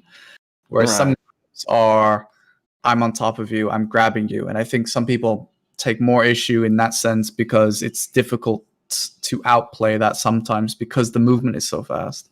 So, yeah, it's a difficult thing. I don't agree with anybody that says that grabs are terrible and that they should all be removed from the game. I think that's a very narrow-minded view of it. But I also understand why people formulate those opinions, and I can understand it from an empathy point of view why some people get frustrated by them. And I also agree with what you said that sometimes not having a grab doesn't necessarily mean your class is like terrible and has nothing. You know, if you look at Sorks, it's not exactly a class that requires a grab to be incredibly successful as well. So yeah, I mean, I guess that's all I can really say about it. I do think there's an element of when you're fighting against a class with a grab, you only remember the times you are grabbed because it's either frustrating or loss. You just remember losses, especially if you're losing a lot. But you don't, like, there will be times where someone will complain to me about Kuno grab, and we will have fought for like 45 minutes, and I've only succeeded one grab. And they'll be like, fucking grab, dude. And it's like, dude, this is the only time I got it on you. What are you talking about? You've been being CC'd by smokescreen every time. Bit of a gamer moment, though, when you get, like, fixated on something just because you're frustrated, and I think it happens to the best of us. Yeah. Yeah. Same thing happens a lot, especially because, you know, notorious desyncer over here. It's like I'll desync legitimately 5 grabs in a row, not exaggerating, and then I finally land a grab, and it's, man, grabs are so fucking OP. It's like, alright, my guy. Yeah, desync definitely exacerbates the issue too, because generally movement is like one of the counters to grab is moving, right? And if you desync, then your character technically hasn't moved yet, even though you already moved on your screen, and you end up getting grabbed, and it makes grabs feel even more powerful. Well, I think a good example of how things evolve is if you look at Awakening Wizards and Witches. I think one of the things they hated the most was being grabbed in PvP because I felt like they couldn't do anything against it. But now you give them Succession, they have the tools to properly dodge that. I mean, it's really hard, at least as a ranger, it's really hard to grab a Succession Wizard. Their movement is so good, they're throwing slows at you all the time. Whereas some classes still do have that movement to sort of counter it to a degree. So I think sometimes it comes with the kits where it becomes frustration for some people.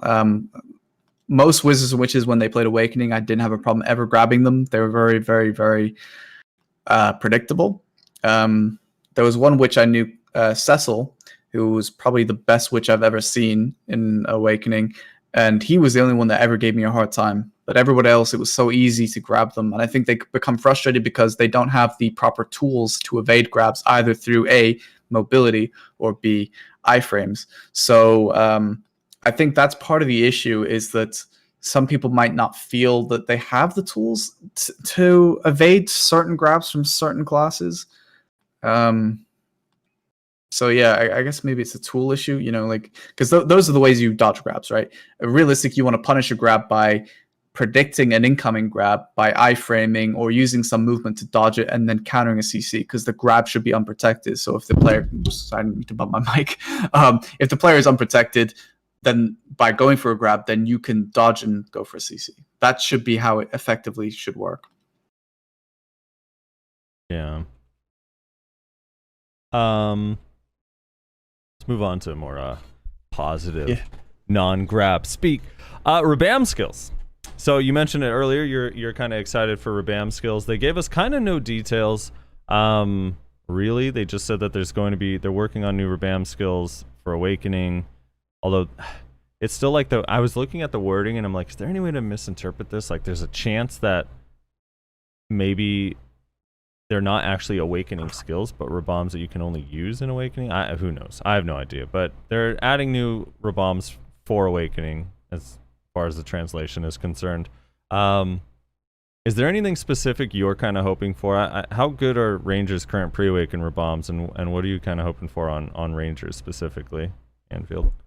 Our Rabams are decent. There's no protection on them, but we have long range CC on tearing shot, which is really nice. Stun is a long CC, so that's good. It's long range. That's, again, like I said, so that's nice. Fury Arrow is really good for catching classes with micro gaps. You can pretty much check a Sork's gear immediately by seeing if they get CC'd in Fury Arrow. That's a rapid fire knockback CC skill. The other two aren't as great. Roaring Arrow can be sometimes useful for siege situations. You sit there and you send knockdowns slowly at people. We used to use that in castles. It's pretty good. So they're decent. We don't use any of our Rabams for grinding, which I think is quite unique from what I hear. Most classes use Rabams for grinding. We never do that. Our Rabams would be absolutely trash for PvE, but for PvP they're quite useful. I think as for what I'm hoping for, Awakening wise, if they combine Awakening skills, I like the idea of Rabams and not these bond skills purely because they are new skills, and I think that idea excites me, that they could be. I mean, I don't really know for Rabams of their class. I assume they have different animations and they don't look even remotely similar to other skills. I don't really know. Yeah. For Ranger, that's pretty much the case. They're very unique, different skills. They do share some animation similarities, but they're very unique, different functions. So I'm excited the idea that we could have Awakening abilities combined and they do different things. I'm really praying for Awakening Ranger that we get some kind of mobility skill with a Rabam, maybe like a combination of Waltz and Rushing Wind or something interesting. So that's kind of what I'm hoping that they mean by that. So yeah, new skills could be really exciting. So that's what I'm looking for. Do you want the Rabams? Would you prefer the new Rabams to be like one or two entirely new abilities, or one or two abilities added to the current Rabam tree where you have to choose those in place of your current ones? So instead of having pre-awakened Rabams, you choose Awakening ones? Yeah, you could choose Awakening instead. So you basically still would have just Shift Z, Shift X, and you just have more options to choose from there.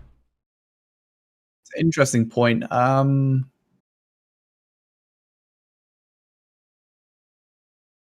Genuinely, I don't know. I haven't really thought about it too much, whether it's going to be limited or not, whether I prefer it to be limited or whether having both would be good. Yeah, I don't know. Rabams, I don't know. That's an interesting point. I genuinely, I haven't really given it much thought. It would be something I would have to like sit and think, is there any problems that could occur from having too many stacked new abilities? You could almost argue that it's kind of Bond territory in a way where you don't know. Well, it's not. It is and it isn't. Like, it's different because, Rabam skills have their own unique animations. So it's not like a Bond skill, which is going to look exactly the same. It's just going to have an extra CC or super armor where it shouldn't or whatever normally. Yeah, I don't know. It's an interesting point. I don't know what you guys think.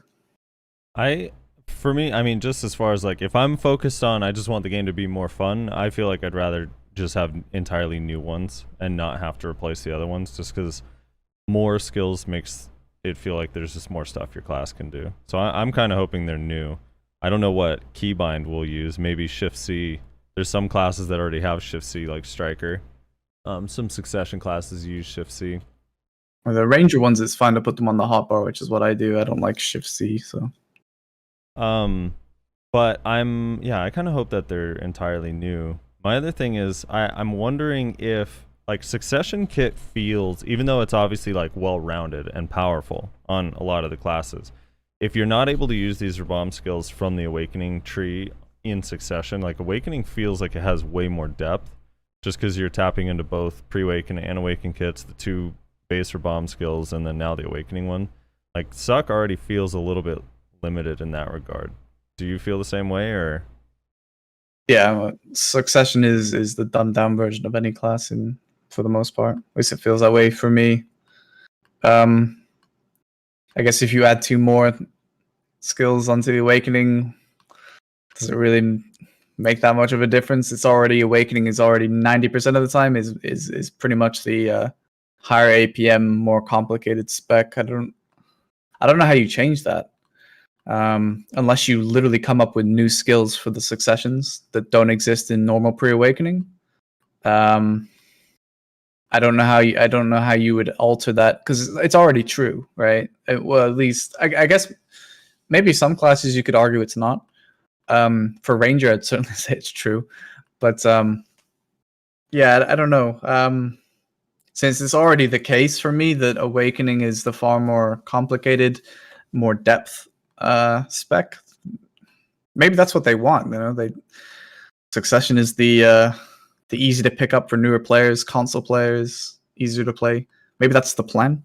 I don't know, because otherwise you would have to literally come up with brand new Succession only skills that you can't use pre-awakening, that only exist when you're spec Succession or something.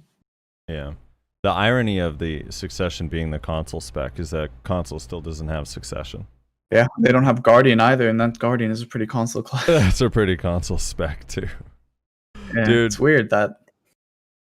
I always tell every time a console player is like tell me that they're really excited for Suck, and I was like, you think you are, but with Suck comes great wizard Succession responsibility, you know? So yeah, true. I mean, they're low FPS, and I'm sure Wizard is already. Well, it's one of the better classes to play if you don't have like a really nice frame rate. So I'm sure they're already having a good time over there. So yeah, with Succession, it's just gonna get worse. Reslar, you have any expectations or hopes for your Rabam abilities? It's gonna be the first new thing Archer gets since release, I think, since they didn't get Succession.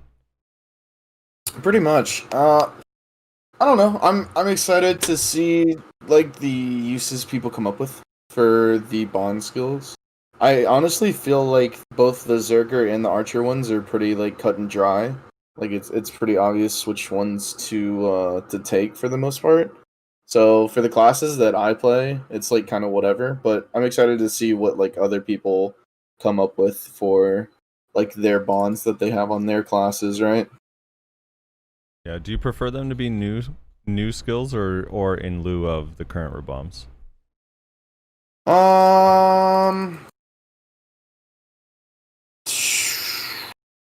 As an archer, I'm like, get rid of the old ones because they're trash. But then as a Zerker, I'm like, that's literally how I grind, is with the Rabam spin. Like, because I'm a lazy grinder. So I don't know how to feel about that. Yeah. I'm just like, I feel like they did, as far as animations go, they did a really cool job with the original Rabams. So I'm excited just to see what kind of skill animations they come up with. I'm just thinking like, I don't even know, Delighted Blast and Spin Spree Rabam, where I'm just spinning in place and it's throwing Delighted Blast every direction. Wouldn't that be something? I don't know. They could do some cool stuff with it. We'll see how creative they get. But generally, like as far as animations go, they do a really cool job. So we'll see.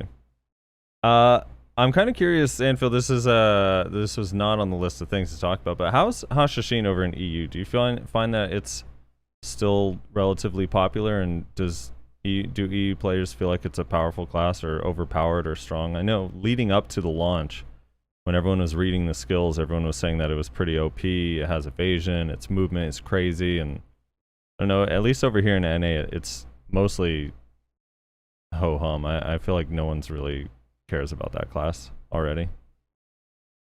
I heard it's like everywhere on seasons, but that's a given. I think.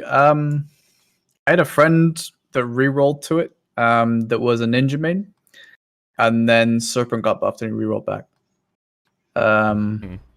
So, and another person I know plays Musa. I don't know why Musa's was so attractive. Whatever. Anyway, he played Musa and he rerolled to Hash. I think he's enjoying it a lot. Seems pretty strong, to be honest. I think the kit's really interesting.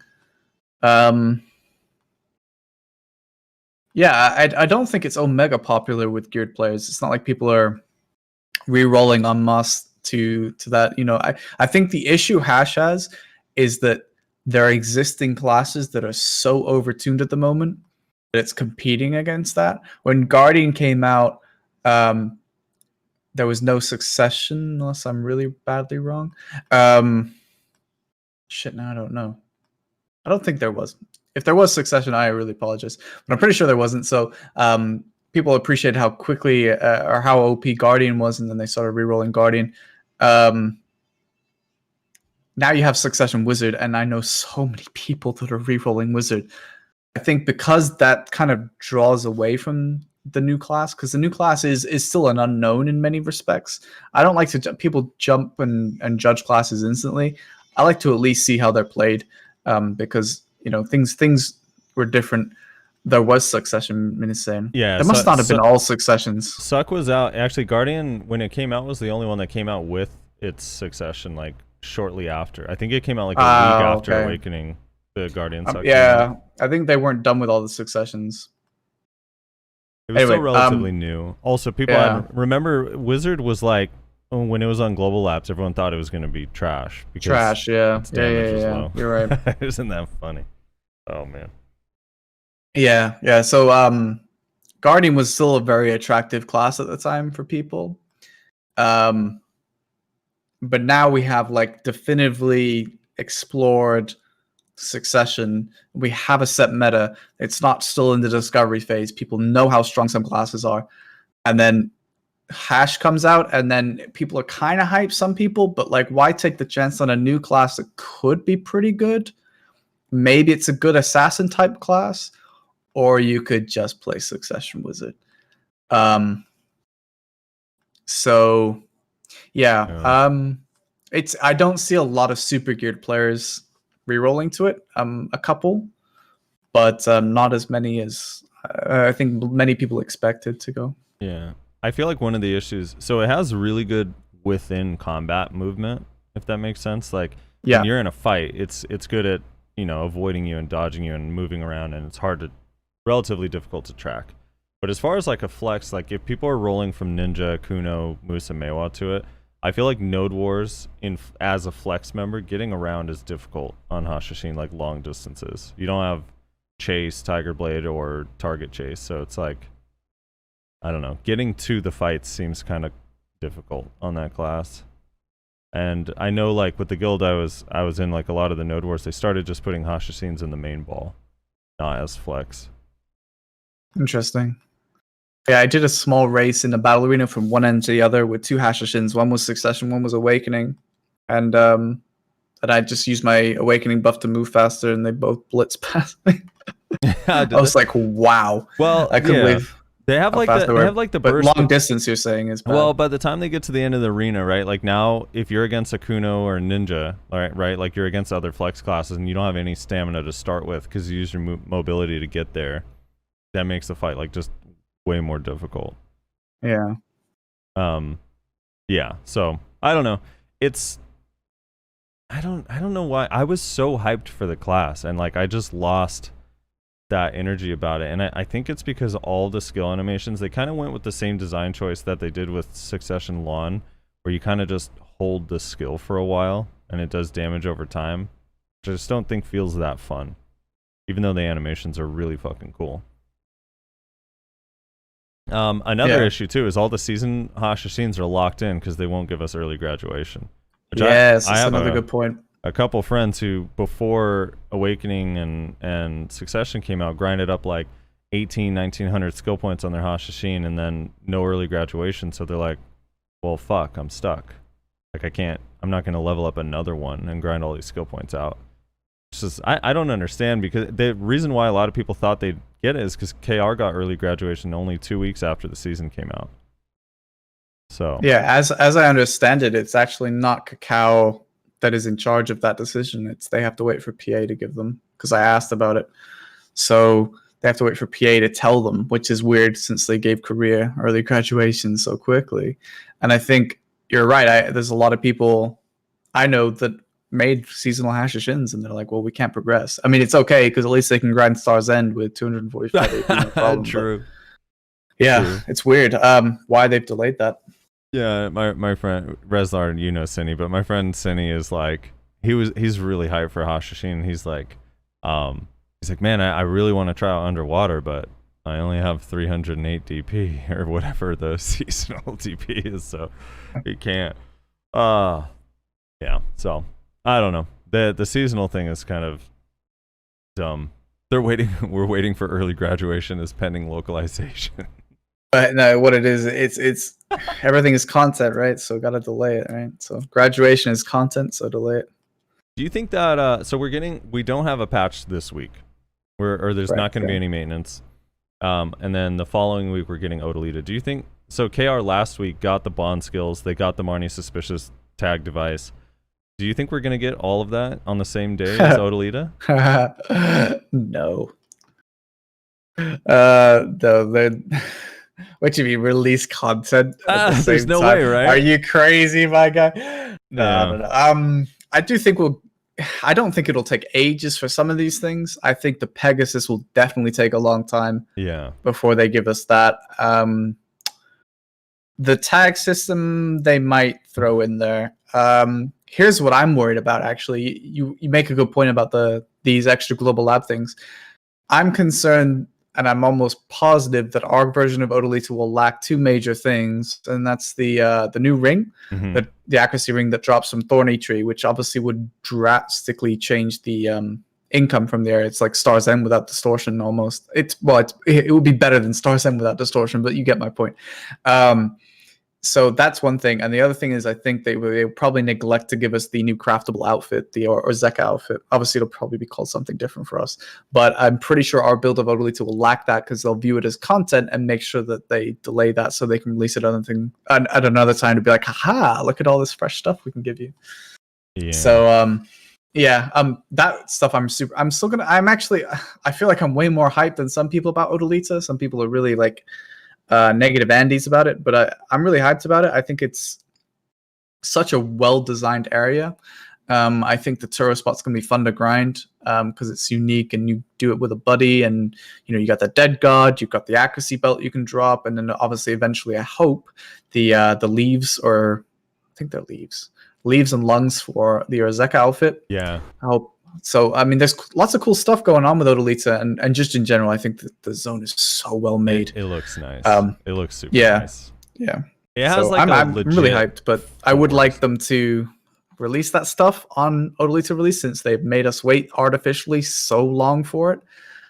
But I have serious doubts. I'll give them big credit, though, if they do release that stuff with our version of Odalita. It would just be that would be like, I don't even know. It'd be like a legit expansion patch if we got bond skills, the tag system, and Odalita on the same day. Yeah, imagine. I'm super hyped to grind in that area. Just part of it is just because of the design of the area. It's like the first legitimate like forest that looks like a forest in some of the spots, and like the tree. I don't know. The trees like look realistic. There's something about Camus Sylvia being so brightly colored that makes it feel cheesy. Yeah, I kind of agree with you, actually. Originally, when Camo was announced, I thought I was going to love that zone the most. Valencia is my current favorite zone. I think it's the best made design-wise, actually. But I went through Odalita a couple times in the Global Lab, and I just think it's mind-blowing how well they designed it. And I know a lot of people are saying, oh, it's got no content. It's just more grind spots. I don't know what game they think they're playing. Anyway, but... Yeah, I just think the city Odraxia I think is so well made. I love the gothic aspect too. I think it's really cool. All the grind spots are really uniquely well made, and they're actual relevant grind spots. Obviously the very end one perhaps is the only one you could be like, well, maybe not. Although I kind of like that. I kind of like that there's a spot that's so difficult. Although I don't agree with Crystal Loss on Death, but a spot that's so difficult, and you can't really get there, and there's some kind of like mystery and illusion to it. It's kind of like when Valencia released, just because you couldn't grind, well, you could kind of grind Aquaman, but you couldn't grind Histria. It didn't ruin the area. It was just something that was there, and it was like mysterious, and I kind of feel that way about this area. But what I would say is that I recently saw a video of Korean players grinding for 1 hour on the 3-man spot, the Golem spot, which, by the way, I also think looks mind-blowing, really well designed. Mm-hmm. And they grinded an hour there successfully, and it was really good on Kafris and some other stuff. So potentially, they made like 90 million in trash, which is not bad. Plus, you get to grind with some homies.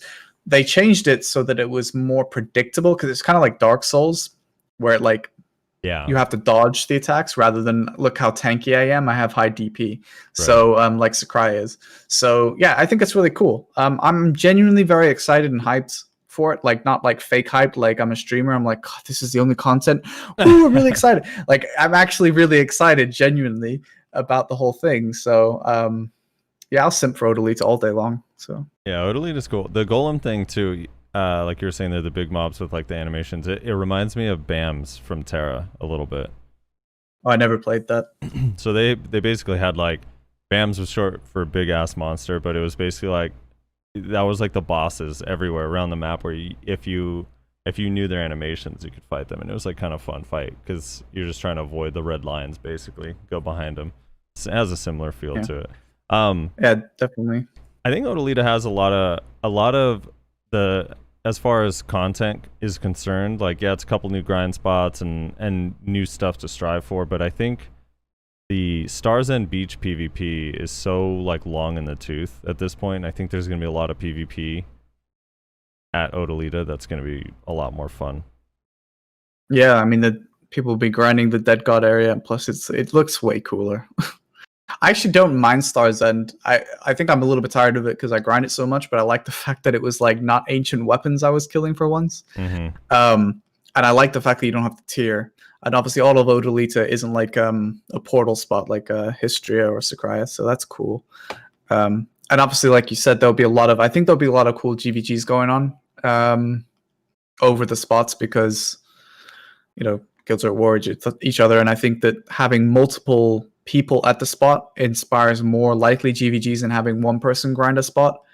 I mean, like, hey, do you guys want to come help me kill a war target? I'm like, yeah, I'm on a loot scroll. And you got two people, then you got two people fighting, and be like, oh yeah, I'll come after my loot scroll. We'll come help you, and then escalates, right? So that's why I like multiple duo grind spots. So yeah, no, I'm really excited for it. I think it's going to be really cool. I hope they keep production of the castle instance, the thing that they were working on.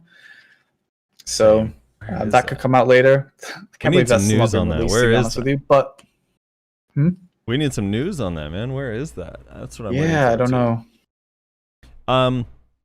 Speaking of new PvP content, we got the Garmoth RBF.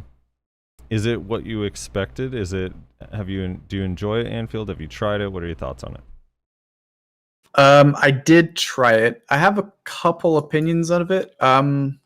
I like that they tried to change a little bit. I felt they could have gone further with the objectives of it, but we already kind of talked about that with Node Wars also.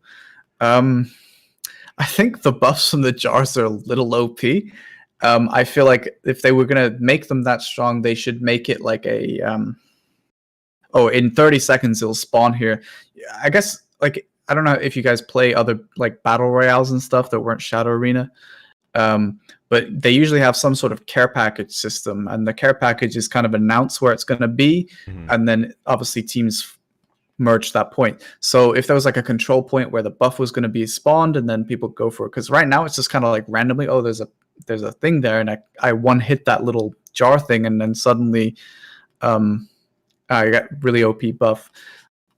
But I like the idea. Garmoth, I think, is kind of dumb, to be honest with you. I don't really understand why the dragon is there, but it would be kind of cool actually if it was roosting and just watching you. That would be cool. Yeah, Actually. I just hate that his wings are flapping into the ground.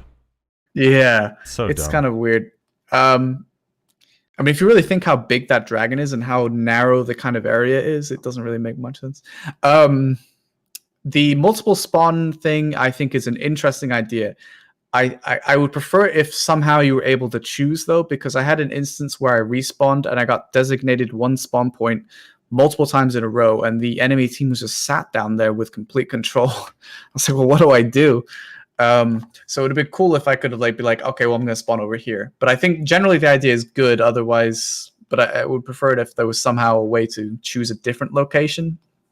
Maybe you talk to an NPC and it sends you to another one if like the enemy team is literally camped below you, which is what the issue I had.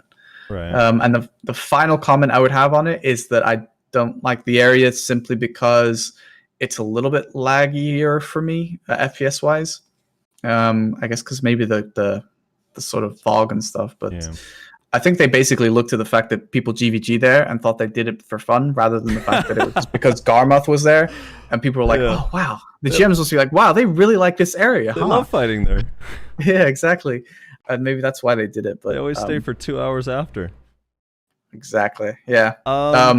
Yeah. I want to expand on some of the stuff you said. So I like the idea of the dragon and the flames. I think it should do real damage. So that way, if there's a fight going on and you see the red circles, that you're all forced to get out of it. Instead of like, it does like, what, 100 or 200 hit points. If it did like 1,000 and it could actually change the outcome of a fight and forced everyone to move. Because I like the idea that you can't just stay in one spot or move, or like you have to be kind of aware of these red circles and actually get out of them. I think it would be kind of cool. But the Garmoth model needs to be shrunk by like 5. I don't know, like by a factor of 5. It just needs to be like a tiny dragon that's shooting flames and not this massive dragon with his wings clipping into the ground. I love the idea of how you mentioned the pots being kind of like a battle royale. There should be, at least in my opinion, it could be something like pots are going to spawn in 15 seconds, and then you see maybe 7 or 8 points on the map where they're going to spawn, and then people start fighting over those points. That would be really awesome. I like the buffs from the pots because I feel like it's a little bit difficult to tell when other players have them. They're not like so OP that you notice like someone has these buffs, but they're OP enough that when you have them, you feel more powerful. If that makes any sense. Like, it's not like I'm like, ah, man, these guys just have all these buffs and they're all unkillable. Like, it's kind of hard to tell if they're Z buffed, E buffed, or just have pots. And for me, you feel powerful when you have it. I hate that you can get cast speed on a character with attack speed and the buff basically does nothing, or vice versa. That's kind of dumb.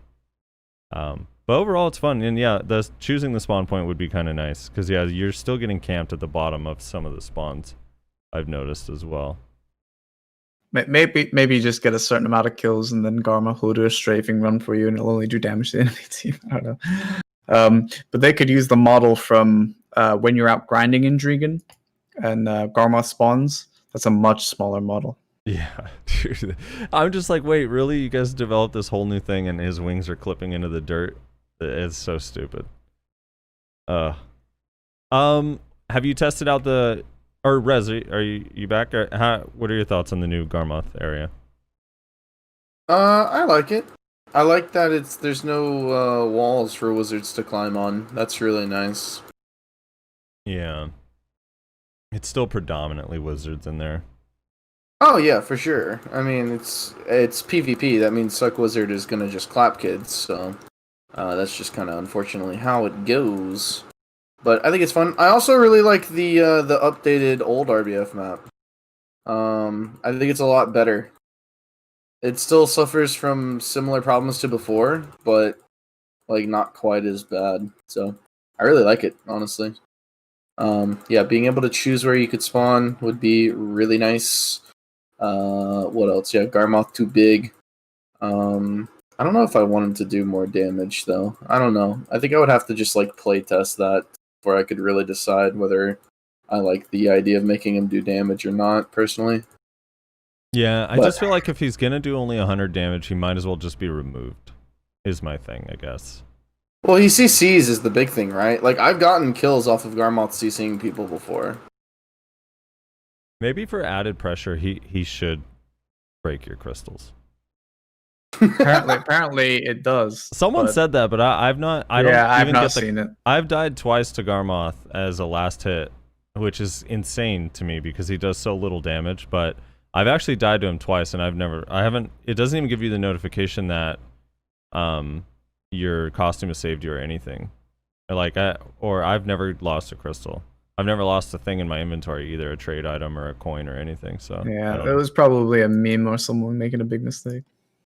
Yeah, in the area, I think it's the fog. I notice it, like, most of Dregan is pretty smooth for me, but the water pool area at Blood Wolves and then almost all of Sheer Ruins is, like, drops my frames a lot. Sheer Ruins is the one that disappoints me the most because I think that area just looks so fucking cool. I'm sad it's both a bad area and a laggy area. You cut out. Did you say looks good or? I think it looks cool. I think Sheer Ruins Yeah. is like the best looking spot, but it's like laggy and the area is worthless. So I know I agree with you. I think Shurikens is the most disappointing area. I think it's so boring and basic in the design, but I love the aesthetic of like a swamp. We've never really had that properly done before. We have it kind of in Serendia, and that's maybe it. I think it's really well made. It is, like you said, disappointing that it's kind of useless. If it wasn't for the mana potion, nobody would go there. yeah, dude, lucky But that was Dregan in general, though. There was just no end game spots. It was all lower end spots, and the lower end spots weren't even competitive. I mean, Blood Wolves wasn't that bad, but it's still not great. Now you have at least have the HP potion, and they added ruins rings and stuff. yeah. Blood Wolves is. I just wish, like, Shuriken, they tried to help it with the fossils. I think it needs a Caphras drop rate buff, and I also just think the mobs should just be tougher mobs with, like, better trash loot. Well, if they're gonna have like the annoying CCs and the blocks and stuff, then they should at least be more difficult overall in terms of like damage they're dealing and stuff like that, and then actually have a better loot table. Ghost Wolf is saying, "Isn't Garmy a lady?" Yes, it is. Supposedly in the lore, we don't know if this particular dragon is a lady, but the boss that spawns at a certain time every night is. This one's probably its male counterpart. We don't know. Yeah. Have you tried the new, the remodeled RBF, which they're calling? Hold on, let me get this name. Castle Ruins, Battlefield Castle Ruins. Yes, I have actually. I do think it was improved. Yeah, the more open grass areas, right? Yeah, they reworked a couple how the buildings work and things like that. And in general, it does feel better to play it than it did before. For me personally, I don't know how other classes are feeling, but for Ranger, it feels okay. Yeah, I like it, but I think I do prefer it actually over the Garmoth one still. But same. I don't know how they did it, but somehow the red spawn still kind of feels like it's in a corner. yeah, that one could benefit more from like a running wall along each side that run parallel to each other, and then you can like spawn and then run off any point of it, rather than like be narrowly funneled through a choke or something. I don't know, because I had one RBF where my team was just so overly dominant and it wasn't even close, and they just couldn't get out. It kind of sucks for everybody. I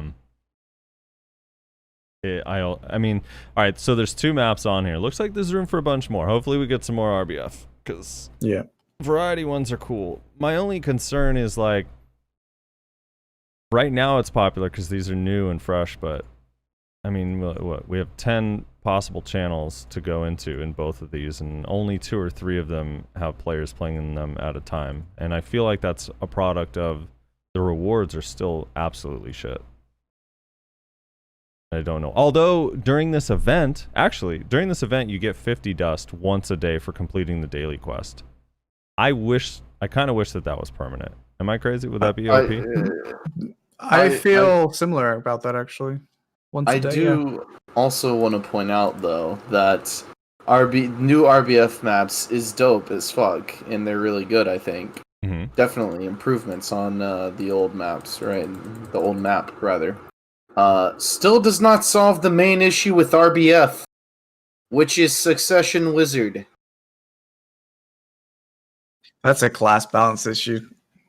I mean, That you could argue all day long about like things like that, but yeah, I mean, it's a class balance issue. But Succession Wizard is literally ruined. That's why I'm not in RBF right now. I would be RBFing right now in the new map, but I don't want to get clapped by Succession Wizards. No, thank you. I'm good. I will go enjoy the maps whenever I don't just get automatically clapped by fucking wizards. yeah, I mean, it's a balancing issue. It's like, otherwise you just like do no PvP, you know? If it's group, I mean, I mean, how many times can we bring it up? I mean, surely they get the message. You think they'd get the message. They're gathering the data. Don't like it. Yeah, I don't know. Yeah, that's it. They're This gathering is everything, data. I guess, really. They're gathering data, dude. They are. Well, I mean, in fairness to Pearl Abyss and Cacao, the KDA of Wizards dropped significantly when they nerfed the 200% meteor, so should be fine.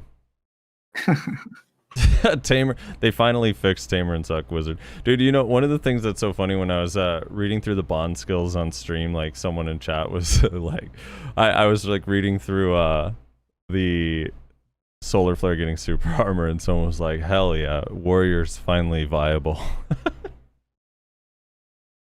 I don't know why that just gets me every Warrior time. finally viable. It's been like 4 buffs, 6 weeks of buffs in a row, and every time someone's like, hell yeah, Warrior is finally viable.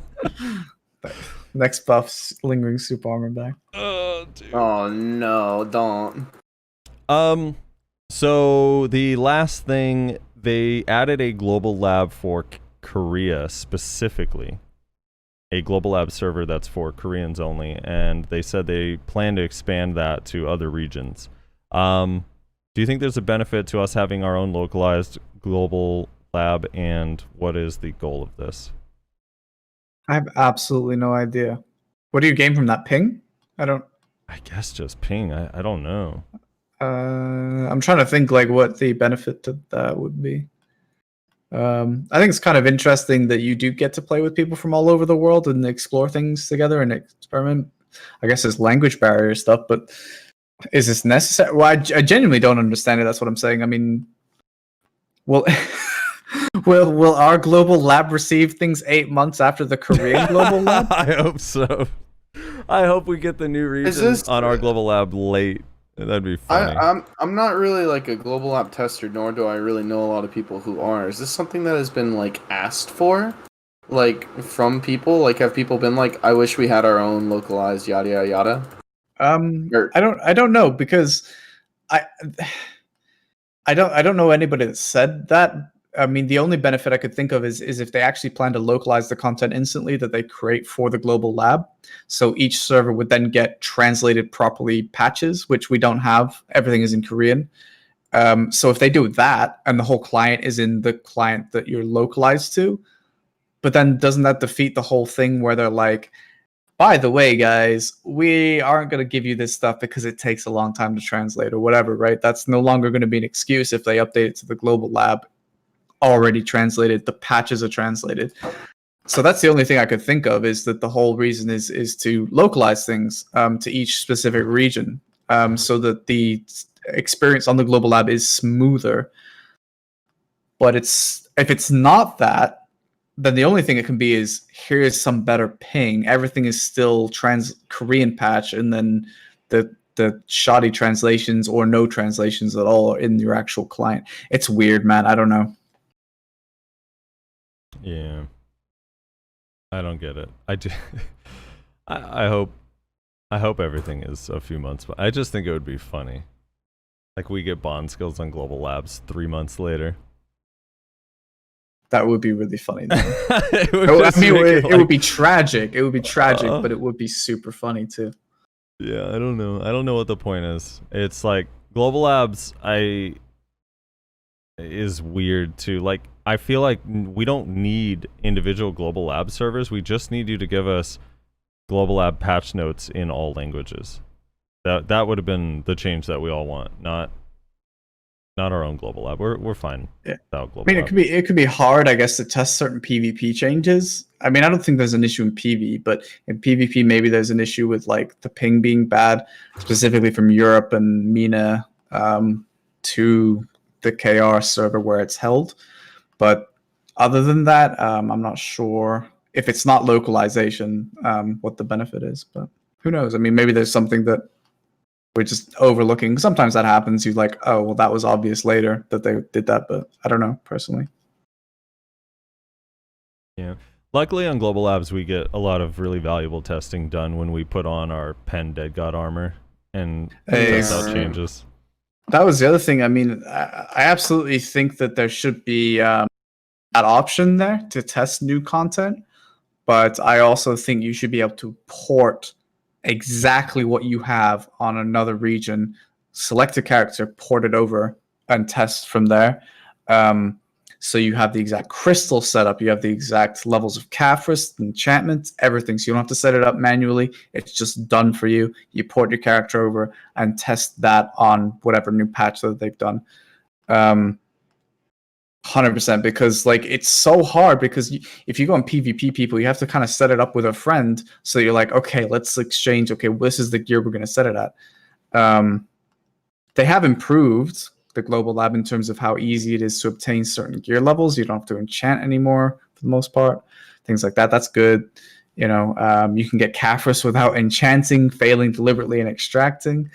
But that would be something I think would be very helpful to actually get the real feel of a patch and its impact to you, because you're actually playing your character as it would be. Yeah. Video has always had these weird workarounds or quirks to doing things. I find it hilarious that to get gold in Global Labs, you have to buy gold bars and then resell them, and then buy gold bars and resell them. I know. It's so bizarre. much work. It's so much work. Just give me gold. Go give me an NPC that's just like obtain 1 billion gold. Yes. Like, why do I have to buy and sell it? It's so fucking goofy. I wish they would just give us radiant fairies with stuff as well, and like just give us the infinite potions, man. I hate having to buy potions in certain areas and then not having storage mates to get them out. And yeah, I think I have one of my issues on Global Labs is when I made my first character there, I accidentally grabbed the Sork Awakening book that you get from the what is this, the challenge tab. So I went on to test the Sork changes, the ones that we just got on live server. I went on to go test them like 2 weeks ago to see how fast Karshan's Nightmare and Grim Reaper's Judgment felt, and I have no way of getting that book back because it's character bound. So I can't put it in storage and swap to my Sork. So in order for me to do, like, test Sork out, I have to actually go do the Awakening Sork questline with, like, Korean language, which is impossible, and I refuse to do. So I was like, well, guess I'm not testing these changes out. You used to have to manually do the Awakening questline just to equip a dandy as well. They changed that too. Yeah, it's awful.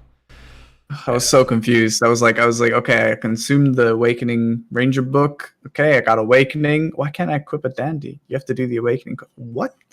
Literally had to go through and do the whole Awakening quest to equip a dandelion. Yeah.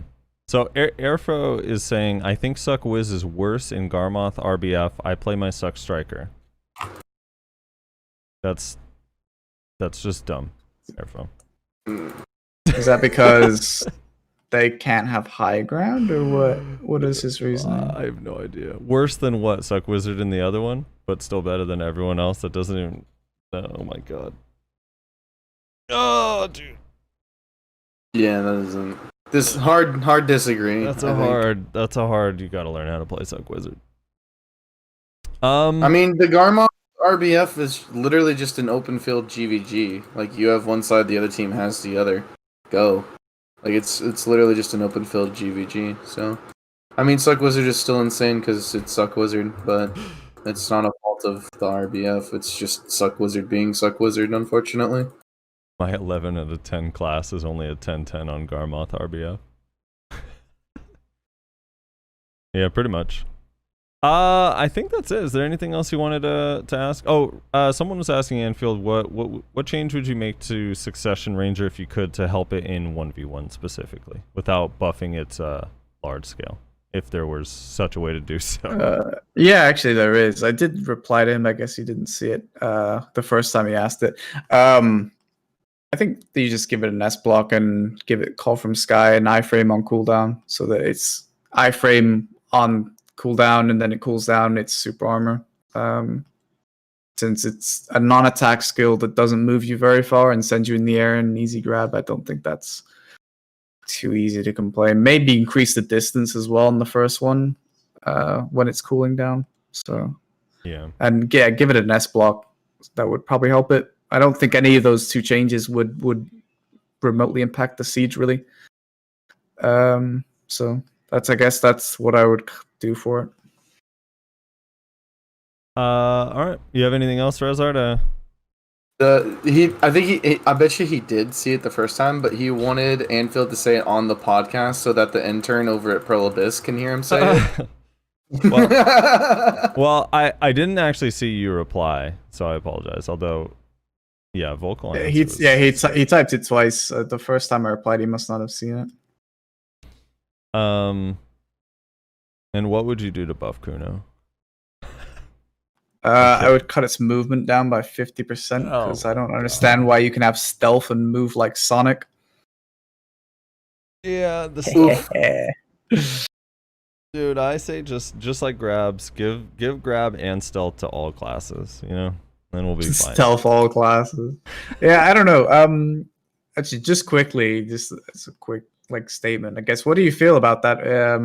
Because I kind of feel like people say that assassin classes should move fast. They should, in and out, and I kind of understand that. But on the flip side, I feel like an assassin class is what you are, which is you have stealth, and then you can burst people down from that. And I feel like you shouldn't have both. But how do you feel? My thing with concealment is I don't like that concealment can last 100% of the time. Like, I think you should either have Oni Shadow or concealment, not both. And there should be a gap in time where you just can't stealth. So you either have to use it to engage or have to use it to disengage. I'm not really a fan of having it for both. I think it's that makes it too overpowered, in my opinion. As far as the movement goes, I guess, I don't know. It's sort of like flexes that the threat of flex coming to you, like movement is sort of like a big deal for it. So I feel like movement is kind of a necessity, but it just depends because it's hard for me to defend like the way Ninja is designed, where like Kuno is like, okay, you move really fast, right? But when I get in, I have to target just one person or maybe two, because if anyone else is around during my combo while trying to kill someone, I'm just gonna get CC'd because they don't have protected damage. But Ninja doesn't have that problem, so I don't know. It's weird. I guess there's supposed to be give and take, right? Yeah, I was just kind of curious at the whole sort of debate on that. Yeah, concealment's I think with definitely stealth, too strong. I think with stealth, I think it would be people would have less of an issue with like being combo. It does feel bad. Someone pops out of stealth and one combos you instantly. Maybe if like there was like a very short delay between you unstealthing and stealthing, that the animation locks you, so you can't immediately run up to someone in stealth, because you can move actually still pretty quickly. And as you said, it's permanent. You can keep it up almost the time. And then you just combo someone from that. It does feel bad when that happens to you, I think, as well. And if they fail and your buddy comes up, they just zip and they're gone. So maybe the stealth mechanic could be tweaked in that way. Anyway, that was all. That was it. I was just curious. Most games usually do like a if you're within range of somebody, they can see you, you know? Yeah, like it fades a little bit and you can kind of see a translucent person, like an like something like that would help too. So it's like if you're within, I don't even know what the radius would be, but maybe I don't know. I don't know how this game measures meters, but relatively close to you. If someone's within gore roll range, like in a 360-degree radius, they should be either visible or like translucent, so like people around them see. So you're actually, while invisible, trying to stay away from people at the same time. Something like that would be nice. Or just reduce. Yeah, I've never understood why it can last the entire time. I can literally I can use concealment, stay in concealment, walk around, and then go into Oni Shadow right after, and there's like no gap. The other thing is they changed it to where when you move, you use stamina when you're in concealment, which was a great change, but I almost feel like you shouldn't recover stamina if you're not moving when in stealth. Yeah, you stop and you can recover it. Yeah. That would be another option to go for, so it doesn't feel as permanent. Yeah. Oh yeah, I was just kind of curious. That's Yeah. interesting. But all that having been said, until Suck Wizard has changed, stealth is a pittance. Yeah. A pittance. It was only because you play Kuno. That's why I was only curious. In your opinion yeah, you're absolutely right. That's the big issue right now. I was telling Reslar, how funny is it that like 7-8 months ago, we used to, like, when you were in RBF, everyone used to be like, dude, fuck, concealment ninjas are so annoying, or stupid concealment kunos, or this is so busted. And now, like, Suck Wizard has gotten to a point where now it's like, man, I wish we were just being killed by concealment ninjas and kunos again. I miss it so much. I still complain about Cockroach Ninja and Kunos just sitting there in stealth, waiting for someone to walk by. Yeah. Yeah, well, when you're a cheesy ass archer sitting in the back shooting CCs nonstop with no effort, you deserve it. Because it takes so much skill to go invisible out of spawn and just walk your way to the middle of the field and wait for someone to walk by. And so much more skill to sit behind your team just pressing RMB. Yeah. Do you know what the counter to stealth is, though? A class that has massive damage AoEs all around it that sits in protection.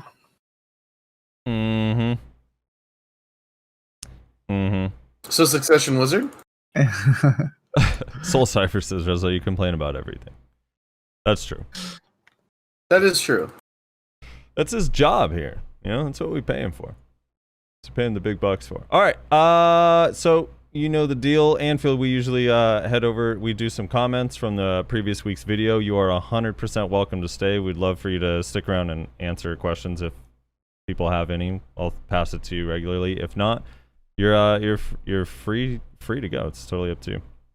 Yeah, I did last time, but there's no way I can do it this time because my sleep schedule is actually fixed and it's midnight, so I gotta head out. Well, thank you so much for coming on the show, man. We appreciate it. If you could tell everyone where they can find you, your Twitch, your YouTube, like any places that you are, feel free right now.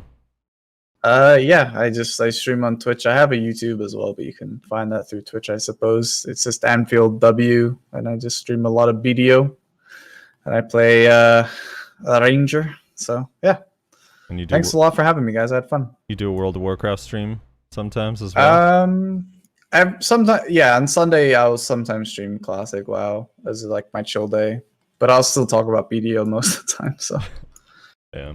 All right, yeah. So twitch.tv/AnfieldW. If you haven't checked him out, please go there and find him. Thanks again for coming on, man. We appreciate it. Yeah, thanks, guys. I'll catch you later. Later. All right, Rez, these comments. Someone brings up a good point in chat, by the way. The way that you fix stealth is just make flares not take a 5-second animation to shoot off. Flares shouldn't CC you when you cast them? Yeah, pretty much. I've never understood that. Why is it such a long animation? I don't know. I think it made sense when it was originally designed with the old concealment and no Oni shadow, but now it's like weird. It definitely needs to be updated. Yeah, we need like dude, we just got to take a bunch of stuff from League, dude. We got to take Scanner Sweep. Scanner Sweep would be perfect, dude. You know the little red scanner? Yeah. That should be flare, dude. For a few seconds, you have a siren above your head. We could use the same ugly animation, too. Alright, here we go. Comments. Newest first. Let's drop down to the bottom here. Kalekos, the Spellweaver, says first at last. Congratulations, dude. Spiro says, I accept your apology, Nyashi. Haha, good podcast as usual, boys. I believe that was because we made fun of him for talking about super armor on Solar Flare, and then they gave it to him with bond skills. Are you worried about that, Rez? Super armor on Solar Flare? Does that scare you? I suppose a little bit, but I don't know. I think there's ways to work around it. Yeah. Syed says frontal guard on balance strike is way better. Is it? I don't know if I agree with that. Maybe. I don't think I agree with that. Yeah, we'll see. I think in 1v1s, I don't know. Maybe. Like I said, that's why I'm interested for the bonds. I'm interested to see the type of things that people come up with. Okay, Small Dick Stole Your Girl says, so the Musa buffs feel nice, but, it's always a but with these Musas, every other awakening is getting buffed as well. So let's calm down on the Musa shit talk. Everyone else is getting buffed. Musa is still top tier dog shit. In Siege, slow stacking also kills Musa, which is a lot more of because of Guardian and more Suckwiz nerf. Kuno class is bust as fuck. Frosty playing another OP class. What are the odds? You know, Musas are just goddamn bitter these days. Also, they really are, aren't they? Also, Musa's awakening buffs in PvE were much greater than the Kuno buffs, alright? Small Dick Stole Your Girl. You're getting more trash than me now, alright? Just relax. And everyone is dog shit in large scale. Except for Wizard and Guardian and Ranger. Okay? Battle Hot Dog. So, see, this is the but every other awakening is getting buffed. This is the non-inclusive attitude that Musas have. They don't want everyone to feel strong and powerful. All these like weak awakenings, it's like, yeah, we got buffed in PvE, but so did Kuno. So it's like we didn't even get buffed. Yeah, pretty much. Anyway, thank you for commenting. Small Dick Stole Your Girl. Appreciate your support. He's been around forever, so even though I banter with him and he's a stupid He Musa, has been. He's been around for a long time. Yeah. And he's got a funny name. It's hard to forget. Even though he's a stupid Musa, we still love him. Battle Hot Dog says, you wanted some input from Alon. Deadly Dance Frontal Guard, Fur Frontal Guard, or Tailspin KD are the big three. Tailspin KD can be very, very fast. Basically, Sidestep, Insta KD, Sidestep. It can also be used in a combo after a grab, so you can apply 2 KDs in a row, Mangler into Tailspin in case of a resist. With the upcoming crystal slots in Dandy, the KD resist might become an actual issue in 1v1s. It definitely is. A lot of people are running knockdown resist crystals now, which just completely takes out a combo or two on like half the classes in the game, which is, I just think, absolutely absurd, but that's just me. Tailspin is powerful, but most people likely go for the frontal guards because Lon has no real frontal guard outside of C-swap and the recent bridled FG change. Fur enables you to apply the 20% slow bound safely, and if you miss the CC, you can follow up with its slow, which is SAKD. This makes the flow finally usable. Deadly Dance is also very powerful. It's strong in Node Wars because of its huge AoE CC, and with the mouse movement, it might actually be really decent in 1v1s as well. The recent buffs to it, and now another damage buff could make this our new nuke ability. Air Smashes are strong as fuck, and now it has Frontal Guard. For myself, I'll play around with Tailspin KD, but probably end up using Fur because the slow is disgusting. For the damage buffs, it is needed, but I would have preferred some accuracy buffs instead. I have no idea how good those % are and have to test it out. This is going to be insane against DR and maybe just what Law needed against Evasion, but not sure. Awake will most likely be better than Suck in Node Wars with those changes. Don't quote me on that, though. Yeah, I agree. I don't think I mean, you can get an accuracy accessory, which is going to make the 20% damage buff on those 4 or 5 skills feel even more powerful. Whereas right now, an accuracy accessory is great because you hit the target more, but you just don't really do that much damage on the hits. So I mean, you're not going to feel as bad sacrificing 3 AP for 20 accuracy when you have those damage buffs, I guess, is a way to put it. Zibba says, PA is so scared to buff Awaken Musa, but overbuff a ton of other classes. I just don't get it. Rez, are you hearing this? I am. I don't understand. Do you? I don't know, man. Mooses are mooses. What are you gonna do? I can't even. It's a troll comment, I think, right? I don't understand, dude. Oh, God. Dav RV. I mean, it's like it basically it comes down to what you said, right? Unless they are like the top, then they're the bottom. There's no like, yeah, my class is pretty good. It's either like oh yeah, we're really strong, or my class is actual dog shit and you can't tell me otherwise. Yeah. Davrev says, about Guardian Bond, I think you guys confusing Cleansing Flame Shift F with Dragon Maw, the one you have to charge Shift LB. Cleansing doesn't do that much damage, except if you outgear your target. Yeah, it'll be good because the range and the CC, but it does like half the damage of Maw or God Incinerator. If God Incinerator CCs with every hit will be better, but if only the initial hit, then Cleansing for sure. For 1v1 in small scale, I can see using GI or Searing because Shift F is slow as fuck. Nobody will ever get CC'd with it on 1v1. Honestly, all last four are really good in different situations. Okay, so one, we know now that I tested it. God Incinerator does not CC on every hit. It's only the initial hit. And two, Shift F does a lot of damage. Yes, it might not do as much damage as some of your other abilities, but it still does a ton of damage, and it's an issue of it being in large scale or group fights, a ranged protected CC with a super low cooldown. It's just something that most classes don't have. And nor should they, except for Wizard, which, by the way, is overpowered. For 1v1s, yeah, it won't matter as much because if a Guardian's really far from you, you can kind of like see the animation and you're focused solely on him. But in everything else, it's going to, I mean, you're going to be basically every 7 or 8 seconds knocking down groups of people in a fight, which I think is insane because there's literally no risk, especially if you're actually like fighting with your guild. There's no risk. You're going to be super armor, so you're not going to be CC'd by any ranged abilities, and you're going to be knocking people down. It's kind of crazy. Daz says, I totally switched Meteor for Dream of Doom because Spirit Bomb is the best. Also rip my PP itches. I know, dude. We lost my PP itches. We haven't seen the He name. messaged something.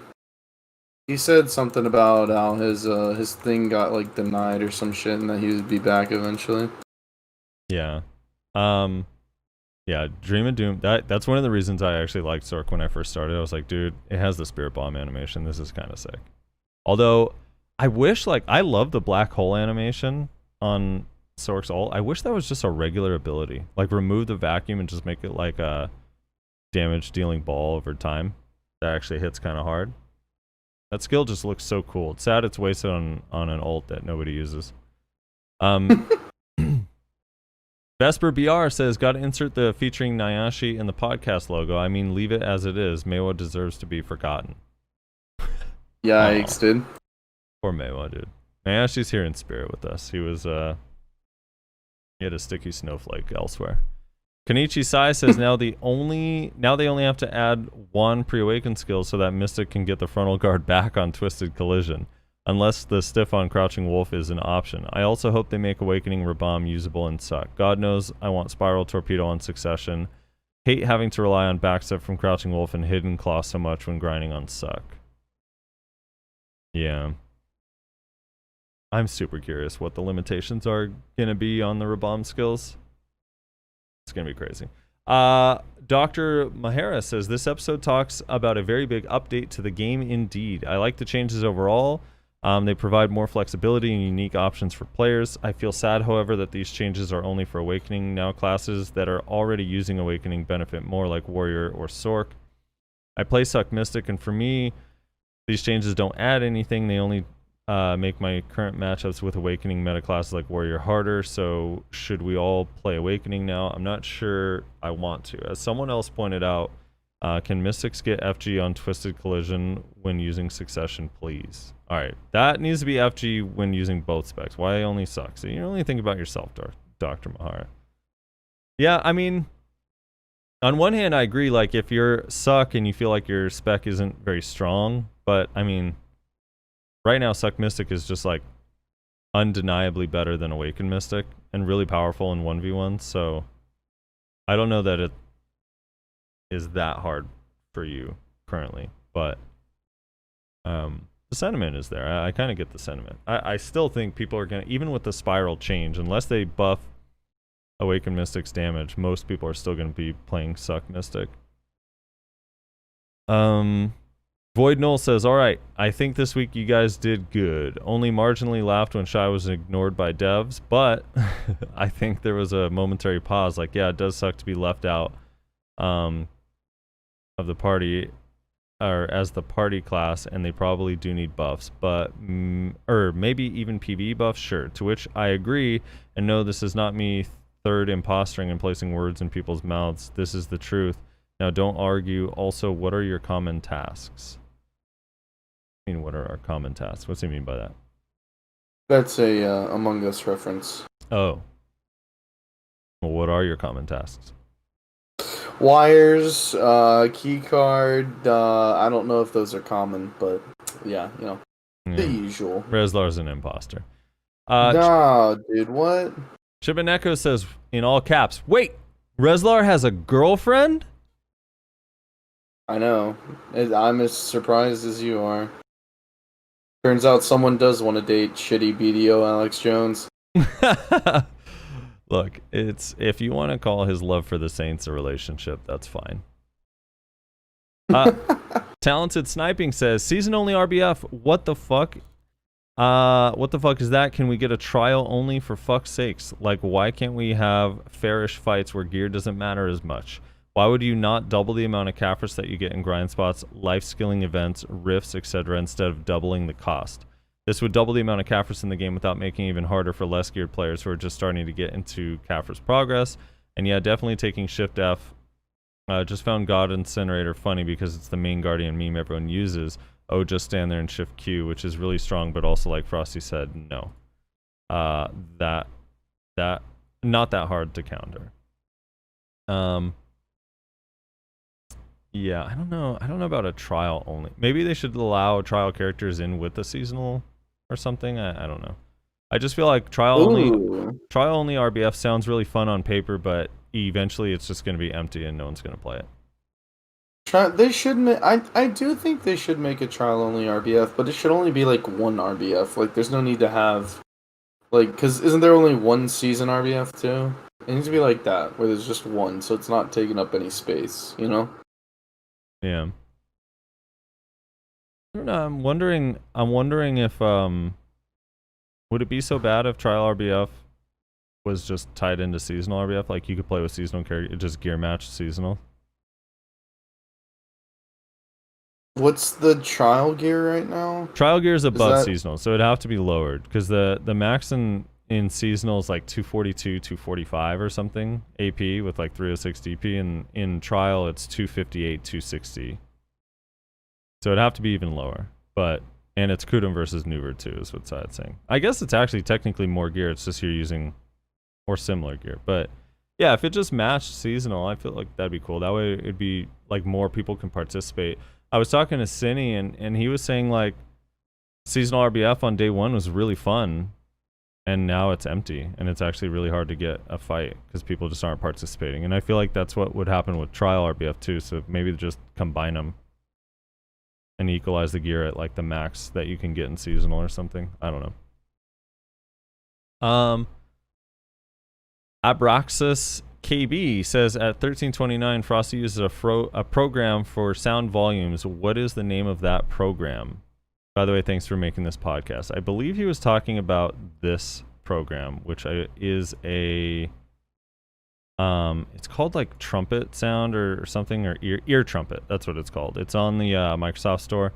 I use it because it lets me I could kind of change where the sound source is coming from for different applications. So for example, if I'm using a mixer for recording, so if I want to change who hears what, if I want to hear something but I don't want the stream to hear something, I could kind of change where it's routed through this ear trumpet thing. It works really well with the mixer that I use. So I just use voice meter banana. Don't say just. That shit's complex as fuck and looks so gross. It's really not. It's okay. It's really super hard. Max Punch. You can just follow a tutorial on YouTube. I did, easy. And I was like, this is overwhelming. I'm quitting this shit, and I uninstalled it immediately. You're just a fucking boomer. There's so many ugly buttons, dude. So many ugly buttons. Dude, hold on. Now I have to pull this up. Voice meter banana. I apologize for the radio listeners. Oh my god. Here we go. Look at this interface. Hold on. I'm pulling this up on the stream. Let's pop this up. Okay. Open image in a new tab, so it's nice and big. Okay, what?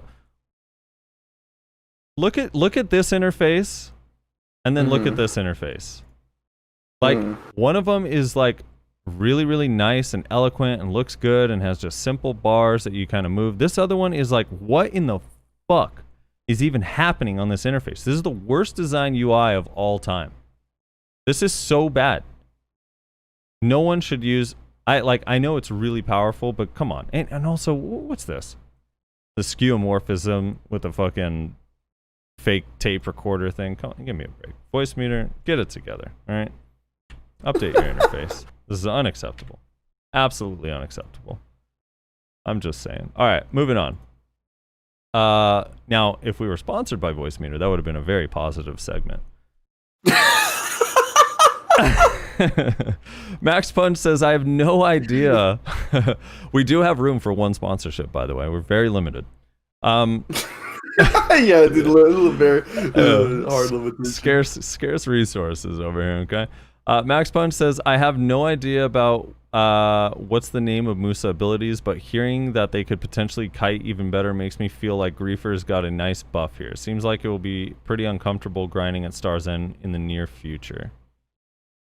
Yeah, Musa's, you know, I was talking to Kyriem, actually, the other day, and he said that he was going to either take, and this kind of surprised me, but he said he was either going to take the full frontal guard Crust Crusher, where there's no gap in it, and it has a protection even on the CC, or Fiery Crevice. Which I thought was interesting, because neither of those two were the other ones. He said projection that he prefers to save projection, use it for combos anyway, so he doesn't really want to get the catch with projection. And that he felt like the bound on Below the Belt had a little bit of redundancy with the BSR. So for him, Fiery Crevice or Crust Crusher actually made the most sense, which I thought was kind of interesting. I didn't want to say this in front of Brosidon, but I feel like for literally years, I've heard nothing but complaining about how Crust Crusher isn't protected, and how that's the main reason we suck in large scale is because our biggest ability, Crust Crusher, isn't even protected, and that's why we're garbage and blah blah blah blah blah. And then finally, the first thing I saw when I looked at Moose's abilities is I said, "Oh, Crust Crusher can finally be protected, and they can finally stop complaining about it." And then what all the Mooses do? Just, that's just like whatever. It's like, dude, that's literally all I've heard for like the last like 3-4 years. Dude, I all don't know. the time he's like, "What? That's protected!" When he gets CC'd out of his fucking Crust Crusher, and then right when it's like, "Hey, full frontal guard on Crust Crusher," he's like, "That's so dumb. Who even needs that?" And I'm like, I don't know. You know what? Maybe we who don't play Musa need you guys to have that so you don't have to yell in my ear every 5 fights. All right? That's like if someone offered me a fix for my desync, and then I was just like, I don't really need it. Yeah. It's like... Yeah, well, no. The Musa way would be your response to them fixing your desync would be like, yeah, that's really cool that they're fixing my desync, but they're also fixing everyone's desync. So it's like, is it even a buff for me? Yeah, they moved the server. They moved the servers to the center of the country in like Chicago or something. It's like, I mean, yeah, it's cool that my ping is lower, but also ping is lower for the East Coast. So is it even really like a buff for me? Yeah. Like, I don't know. Yeah, man, it's too bad. People in Chicago, yeah, it's cool that my ping went from like fucking whatever it is, like fucking 60 or whatever bullshit it's at, to like 30, but people in Chicago got 0 now. So is my ping even really changed? Nobody says maybe switching between bond skills. By the way, I do think I have a new proposed change for Musa and Meiwa. I think that they should remove the iframe from chase. This is actually like a serious proposal. Remove the iframe from chase so it's always super armor, and just give them a separate like chase, I don't know, prime chase, buffed chase, absolute chase, something that is like a 4 or 5 second cooldown. That's just one version of chase that is an iframe that they could just use independent whenever they want with a separate cooldown. I think it would be fine. That way they always can save that version of Chase while still moving around for when they think they can counter a grab. That would be good, because that would also let them like choose when to use the iframe, you know? Yeah. Which I'm That sure would be a really good change, I think. someone's thought of that before, I'm sure, but it'd be kind of nice. I mean, but I'm sure if you know, Moose's, Yeah. they need accuracy. They don't need, a chase. They need accuracy. Yeah, exactly. They'd get it and be like, but our accuracy. Oh. Yeah, it's fucking. It's hilarious. It's like if they fix the iframe on Chase to actually work, they'd be like, yeah, that's cool. But when are we getting our accuracy buff? It's like, okay. Yeah, exactly. All right. Yeah, Maywas used to have it with Sleet Step, but they took that they ripped that right out of your guys' hearts. Remember that? Nobody says maybe switching bond skills could put you in a locked emote animation like switching skill presets. That way, if you're within eyesight, people can tell you're switching skills, and if you're in a duel, you can't swap without catching a CC. In before, Nayashe tags a Meiwa to his Meiwa so you can have 4 skill add-on presets. Grapple, arrow, buff, when. Hey, that's not a bad idea. I wouldn't be so. I honest to God would not. Yeah. Like, I don't know. What is Nayashe gonna tag? Legitimately. Anything? No, I think he said he wasn't sure. I think he said he would be down to try out Suck Meiwa. Or Awaken Meiwa. Maybe he should tag a Musa, dude. Just stay Wait. So he's gonna have a Succession Meiwa and then tag an Awaken Meiwa? Yeah, why not? Why? What? He has Chase Brain, dude. Isn't that what the whole skill preset thing did? Is so that you don't have to do stupid shit like that anymore? No, yeah. The Musassin says, TLDR regarding the cost of tagging, why not remove your armor and accessories and leave only weapons before using the Marnie device? That should cut the cost down. Then put your armor / accessories in tent storage. You don't actually counts weapons. Yeah, it only charges you for your weapons, so you don't even have to do that. They already saw that coming, so they just went ahead and did it for you. Yeah. They also interestingly put a set price on the Kaphra Stone. So originally it was supposed to be 3% of your total Kaphra Stone value in your weapons, but now they're rating Kaphra Stones at 43,000 silver per Kaphra Stone, which is like 1.6% of a Kaphra Stone value or something like that. Or maybe 2%. I don't remember the exact number, but it's cheaper, a little bit cheaper. It's kind of cool. And I do want to like PSA, because I keep seeing people say, well, you can't use your tag character in Node War, so who cares? But you can. You 100% can. All the tagging system is doing is copying your weapons over from one character to another. What you can't do during Node War is right-click the tag button and instant swap to your character. The same limitation is applied to the tagging system now during when you're out in the ocean or in the desert. You can't just right-click the tag button and instant swap your character. The other limitation is you can't create a new tag during Node War and Siege time. So if you're like, shit, we need more wizards during this war, let's get a bunch of people with their tag weapons to go spend 300 mil to tag, that's not a thing you can do. You can't create a tag during a war. But you can Also, use any character you want during war.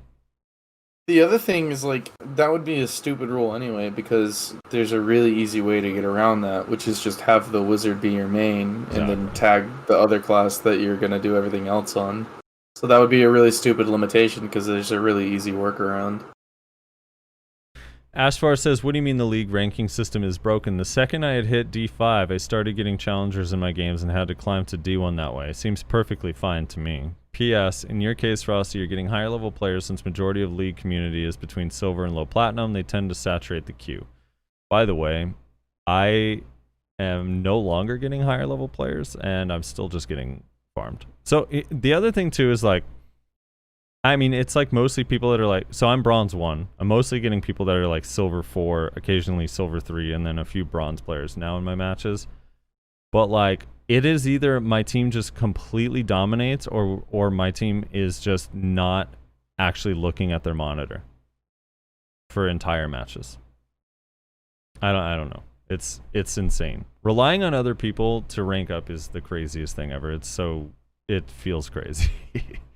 Yeah, that's why you need to stop playing like Zac and play carries. Yeah, it's what everyone says, but like, I'll play what I want, dude. All right. Zeagle says, then they go, yeah, bronze. Then I've seen a video of Yumi 1v9ing in jungle, so if Yumi can do it, Zac can do it. Zeagle says about the new tag system. My main currently has a C3 Penzarka that I got from exchanging Tuvala boss gear and enhanced it to Pen. Since my Zark cannot be registered to the market, what price would I pay to tag another character? Likely it would still charge you the market value of a Zark, even though you can't list yours. Would be my guess. It would still be like the item equivalent value, so most likely. Or your RNG carried and it's going to be free. Harambe says they should add human dummies to the BA with gear sets like 300, 350, 400 DP and like 600, 700, 800 evasion, so you can actually test stuff on dummies that respond like real PvP targets, maybe even see damage on a bar. See, I think more simply than that, they should just add dummies that get up immediately like as a player would if a player was trying to get up, and the dummies shouldn't fly as far or be able to be they should actually abide by the CC limits that we have to. Yeah, so well, we can test the base problem is the dummies are PvE mobs, which they should not be. That's the base problem, right? Also, I'm gonna start bringing this up once per episode, and I'm sure it'll work swimmingly, like the essay on Shadow Explosion that we never got. We need an option to turn on damage numbers in the game. Like, we just do. Even if it's limited to just Battle Arena, fine, for testing purposes. But please let us have damage numbers. Like, at this point. Let it be an option. Have it off by default. Let you opt into it. But let us do damage numbers, please. Abraxas KB says, okay, change it, and then remove the cooldown on teleport. Sarcasm. He linked a timestamp. I think that had something to do with something we said. I'll look at that later. The Spoon Elite. I think. Yeah. Was that maybe referring to when we were talking about like Meteor? Maybe. Probably. Yeah. Oh, Bear brings up it should show you misses when you miss if you're like using evasion or testing against evasion. I agree. You should see when you miss. That would be interesting. I kind of wish. You know what I wish, as long as we're wishfully thinking. Whenever you died, I wish you could see your opponent's like gear and level and shit. Like, you can actually see like why you fucking died. You know what I'm saying? Yeah. That would be nice to be able to see. So it's like, oh, this dude's like really heavy evasion. Like, holy shit. Like, I gotta, instead of just having to figure that out, have like a little death recap type deal. I don't know. It would be nice. I'd be down. The Spoon Elite says, I can't help feeling they're going to add too much to the game at the same time. It's great that they're aiming high and keeping things interesting, but assuming they aren't done balancing the awakenings, I think they're just making their own job harder by throwing the bond skills in. Yes and no. I mean, on one hand, you're right, because it's a lot more variables. On the other hand, Wizard's just super strong, and everyone else is like relatively comparable. I mean, there's some exceptions, but like, they've had 7 months of not having bond skills, and they haven't figured Wizard out. So, well, what are bond skills gonna hurt?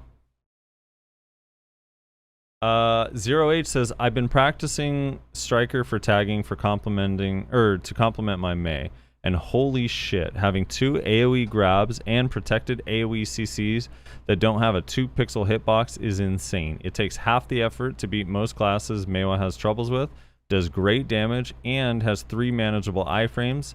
Iframes you can save up and use at any time in Awake or Pre-Awakening to avoid grabs. With that said, playing Striker has also allowed me to really appreciate the whenever the fuck I want SA that is Chase. Without Chase, you can't position exactly as you want in a fight. You don't have an oh shit, let me get out of here with SA button, and a lot of Moose's Meiwas who haven't played classes gated by CDs often take Chase versatility for granted. Yeah, Striker's kit is fucking loaded. Like, really, really, really loaded. Also, I do want to take a second to point out that Meiwas are getting slighted in the bond skills. I mean, not Meiwa, Mystic compared to Striker, yet again. Similar to them taking Frontal Guard away from Twisted on Mystic, but not Striker. Wave Orb pre-CC changes was frontal guard while charging and super armor on the attack with a stun. The new bond skill we are getting on Wave Orb is frontal guard while charging and frontal guard on the attack, which is significantly weaker, being as it's a skill that moves you forward and leaves you kind of stuck in the animation at the end for a second. And then Striker, Spiral Cannon back in the day, was forward guard, and the bond version they're getting is super armor, which is significantly more powerful and a skill that, you know, moves you forward. Weird. Strange. Tilter says, imagine if Sork got a bond that turned Soul Harvest into a grab. That would be pretty bonkers. Dude, Soul Harvest, and Bear and chat can agree, Soul Harvest is really strong right now. Like, you can actually just one-shot mobs with that skill. Got buffed recently. It's crazy good. Anyway, that's going to do it for the comments for us. Rezo, you want to close us out? Sure. Thank you, everybody, so much for watching / listening. Thank you, everybody, for hanging out in chat in the stream. We do stream this pretty much every time we do it these days. I think we have done it every time since Frosty started streaming.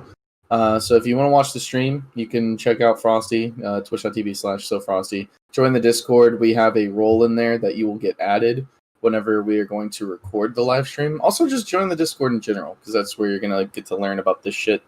Thank you so much to Anfield for hanging out with us and chatting with us and all that stuff. Make sure to check him out, his Twitch and YouTube and all that, linked in the description. So if you weren't listening earlier whenever he talked about it, you can just go down to the description, click that link, go check him out. Really chill dude, really good ranger over in EU, and it was nice of him to hang out with us, even though it was pretty fucking late for him over at EU time. Sorry Nash, he couldn't be here. He should be back next week, unless something else occurs. Obviously, it was not woman aggro for once. This time it was a wedding aggro for like a friend or something along those lines. Probably his woman made him go to. Let's be honest. Probably, but you know what?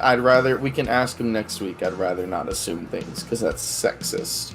Sexist pig. Thinking the woman wants to go to the wedding. Maybe Nash, she likes weddings, huh? Maybe he wants to catch the flowers. What's it called? The bouquet? So, no, he just wants to catch flowers. No, just flowers in general. Yeah. But that's going to be it for the podcast, guys. Thank you so much for listening, and we'll catch you